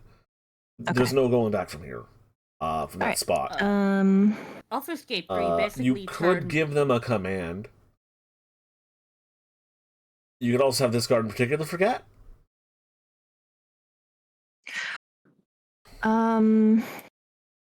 Yeah, I'll just command the guard to have everyone just calm everyone. Have everyone leave. Okay. Manipulation plus leadership. Difficulty equals to the target's current willpower. You want more successes. Manipulation and leadership. And I'll use a willpower. I'm getting very low on those. Oh, that was 2 slashes. Oops. That's 1 auto success. 2, 3, 4, 5. So you see the guard looking into the door, him reaching to swing it open as you look him in the eye, and what command do you give him? You get a basic like a sentence or two here, so.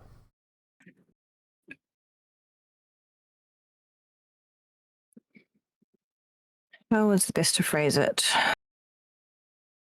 I want him to...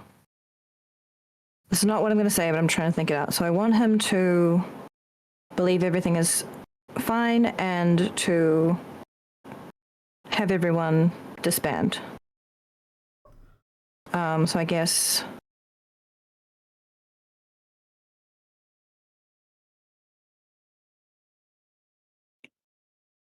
I need to provide a reason, so his nightmare is past, disband everyone. Oh, yes. The guard turns around and quite loudly And she'll close the shouts, door. "Everything's fine, folks. He was just having a night terror. Go home." And she's going to make sure no one sees. Like, close the door a little bit. Yeah, you close the door the rest of the way. You only ever had it open a sliver anyway. Mm-hmm. I assume you go back upstairs? Yep. There's still a bit of a commotion outside, and as you go back upstairs, you can still hear this guard for the next while shouting this. Like the crowd seems to be pretty persistent about the racket. Okay, I'll go and see if I can wake up Potter. He'll wake once like at any sort of physical interaction. Okay. She'll go over to him, touch his shoulder, and say, "Mr. Potter." What are you all doing in my home?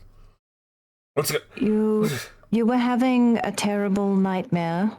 The town was roused. You need to go and reassure them. They're at your door. Are you implanting a command into him? No, she's just saying that. What's... Your dreams, you told me of them, your terrible nightmares. I never destroyed my entire bedroom or had... Yes. 5... Well, what the hell? To be perfectly honest with you, there was a malevolent presence and we had to dispatch it. This is what caused that. Do you not feel it? Do you feel it's gone now? Are you telling me you came into my house uninvited and performed an exorcism? It was the only way. Your life was in danger. I'm calling the guard. Well...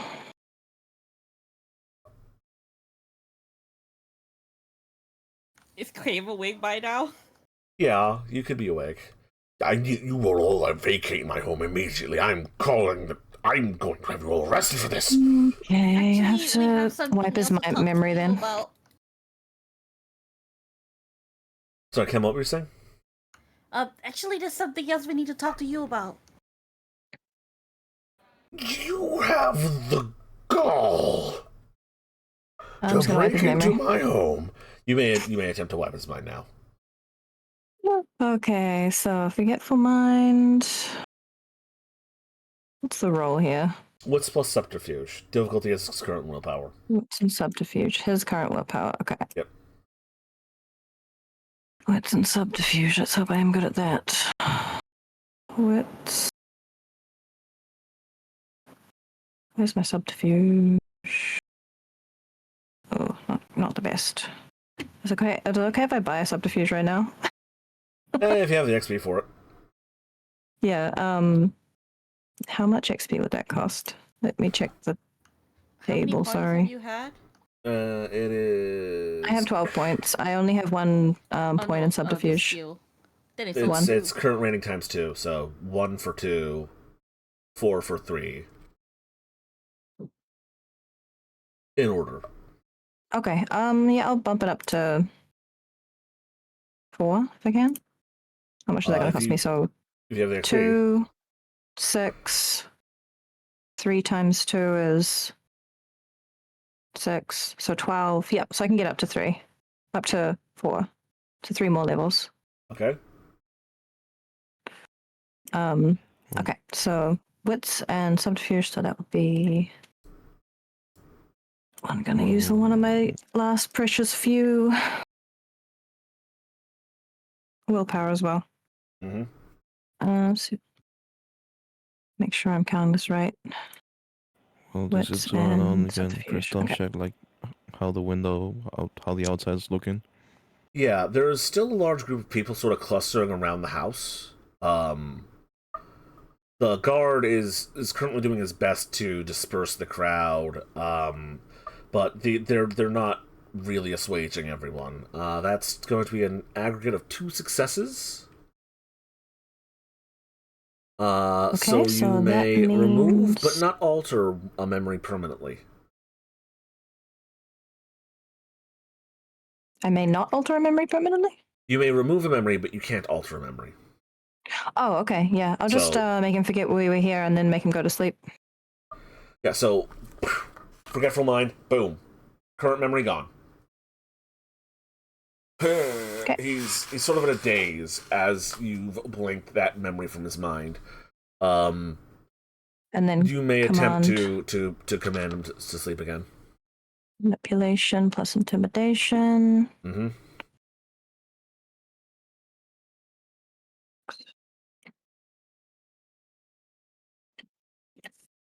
And I'm using my last willpower.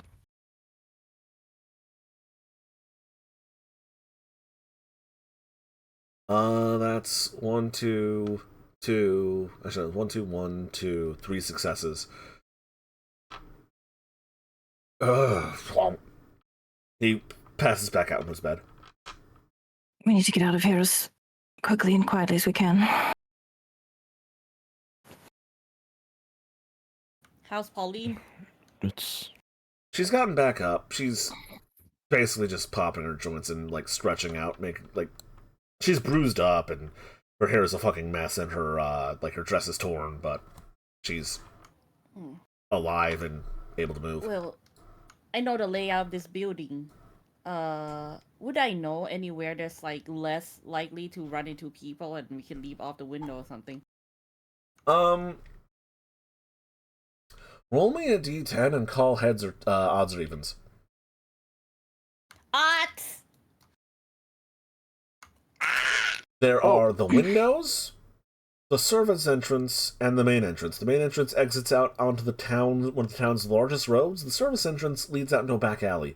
The service entrance has a couple people there trying to figure out what the fuck's going on. Does it cost Kimru Tai anything to like leave her body? Because she could just like peek out and see if there's like one of the bottom rooms is empty and we could just sneak in, climb out the window. My willpower. I have no willpower left. Okay.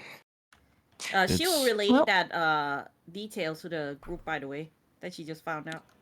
Could one of the men with obfuscate go and find us a path? That's what I was thinking. Mm-hmm. Like, Benedict, how confident are you at catching people? Catching people? Because being aware of your surroundings. Being aware of my surroundings. Or do you mean physically confident. grabbing people? No, physically catching people. Oh, then very confident again. Okay, I'll make a distraction. What are you planning? Well, this was loud. Something louder may chase the crowd away. So You you have my full attention. What are you doing? Thinking of obfuscating, jumping out of the window, and on a block, just random gunshot. Okay, that's what I thought. Yeah, so obfuscate, you're able to easily enough circumvent the gaze of the mortals. That's what the power does, period. Um, However, I'm going to ask for a stealth check. A dex with stealth when you fire the gun to escape the sight of the gunshot uncaught. Wait, Benedict can just pretend to be Potter? Is that really a thing? Yeah, Yeah, that is a level 3. Pretty much. Yep. Do you want me to? I mean, that would resolve it, right?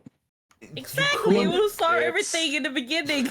The only problem is that then if people want in to check, but I mean, if he's convincing, they it can't. depends on what you say, and once you have Putter's face on, Yeah, the roll as open well, up an very opportunity. much. yeah, it's a risk. I don't know, but yeah, Kristoff's just gonna fire a gun in the bedroom or somewhere else. No, He's he going to leaves the obfuscate building. out and then fire a gun randomly in town to like cause a scene. Oh, Lead them away.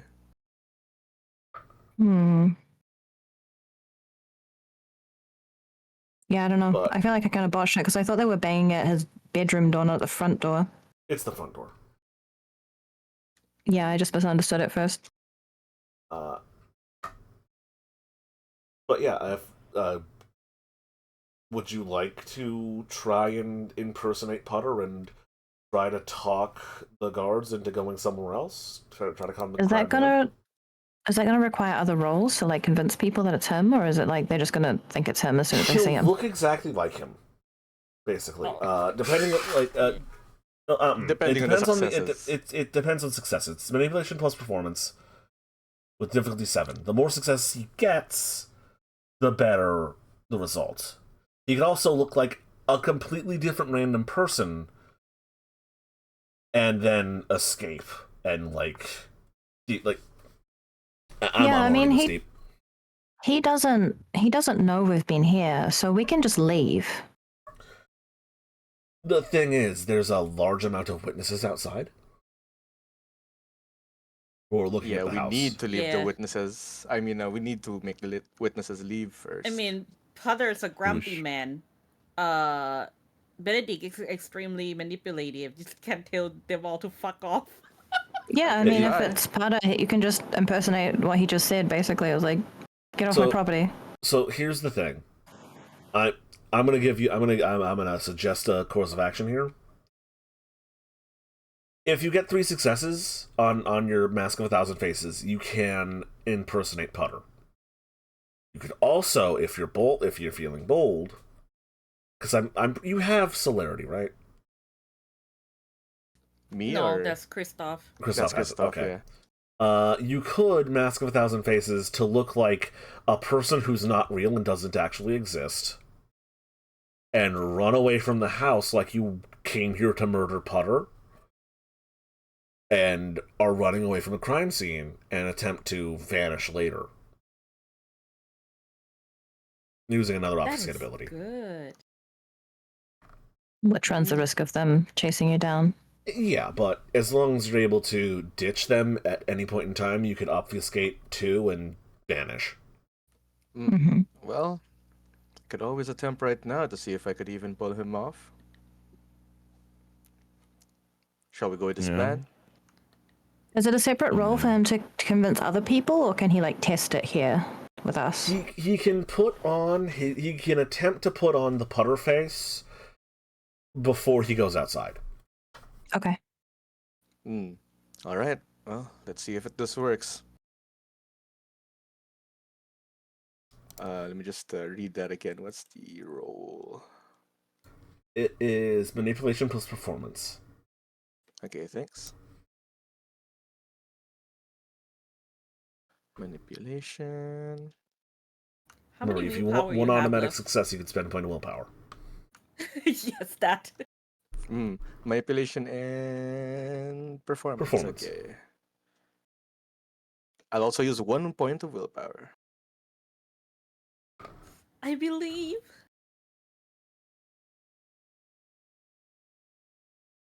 That's 3 successes. before you, Benedict uses the shadows and his vampiric abilities to manipulate his appearance, and standing before you, he appears to be Hubert Potter. Nice. Can you do his voice again, Hectic? Angry, grumpy man. Okay. How do I look? Go get him, Potter. Yeah, whatever. I'll go and try to convince him. So you go down to the You front all door. stay in there. We've left the bedroom, right? We're not just talking in the bedroom where he's sleeping, right? You can be wherever you want. Okay. This man definitely So closes his curtains and his shutters before he goes to bed. Yeah, so I guess we should try and find a base room, ground floor room that has windows we could sneak out. I mean, I could just walk through the wall, but... There Kim are. already told you there the are. layout. Okay, so we'll go to place with the best chance of doing that. Mm-hmm. You find a spot that will go out into the back alleys, but you're definitely going to want the crowd to disperse first. Yeah. So. My... Good. Okay. I was gonna say like my offer still stands if needed. Benedict will open the door and then he'll look at the crowd as they look at him, and he'll give them a stink eye. They'll go, well, "What are you all doing on my property? What do you want?" Everyone see, he's fine. Go disperse. Get out of here. Yeah, get out of here. Listen to him. Real fast. Give me a charisma plus leadership here. Actually, no, charisma. Your choice of leadership or subterfuge. Okay. Charisma. Subterfuge.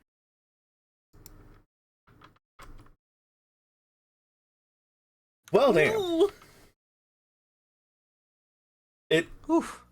You give him the stink eye, and you tell him to get the hell out of here, and you yell at him about being on your property.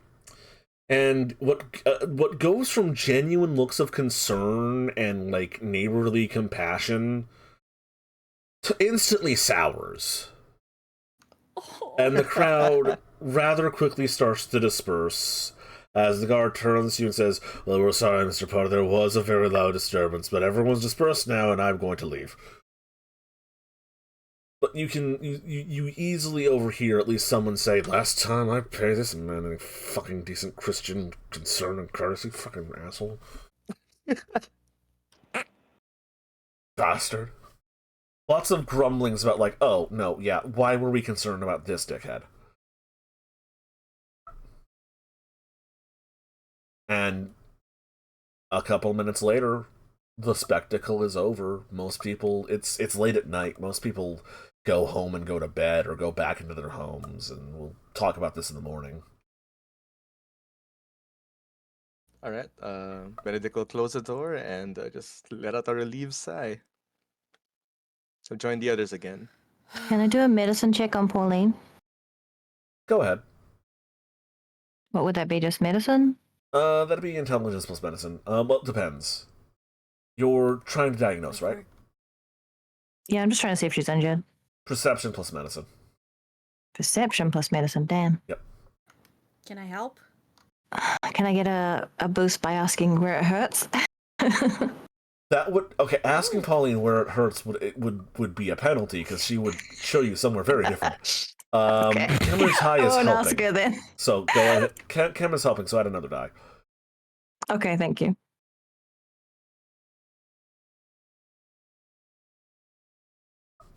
As you examine her, she's like, "Oh, I've been so hurt. Oh, so badly injured. You should just look lower. Lower." She's fine. She's not fine. She's bruised up, but she'll be okay in a day or two. I'll give her a kiss on the cheek. Oh. That's a start. I Lower. think you're an upgrade from a scout to a knight now. Thank you, my hero. No, let's get the fuck out of here. True words haven't been said. Let's get the fuck out. And I'm gonna call it here.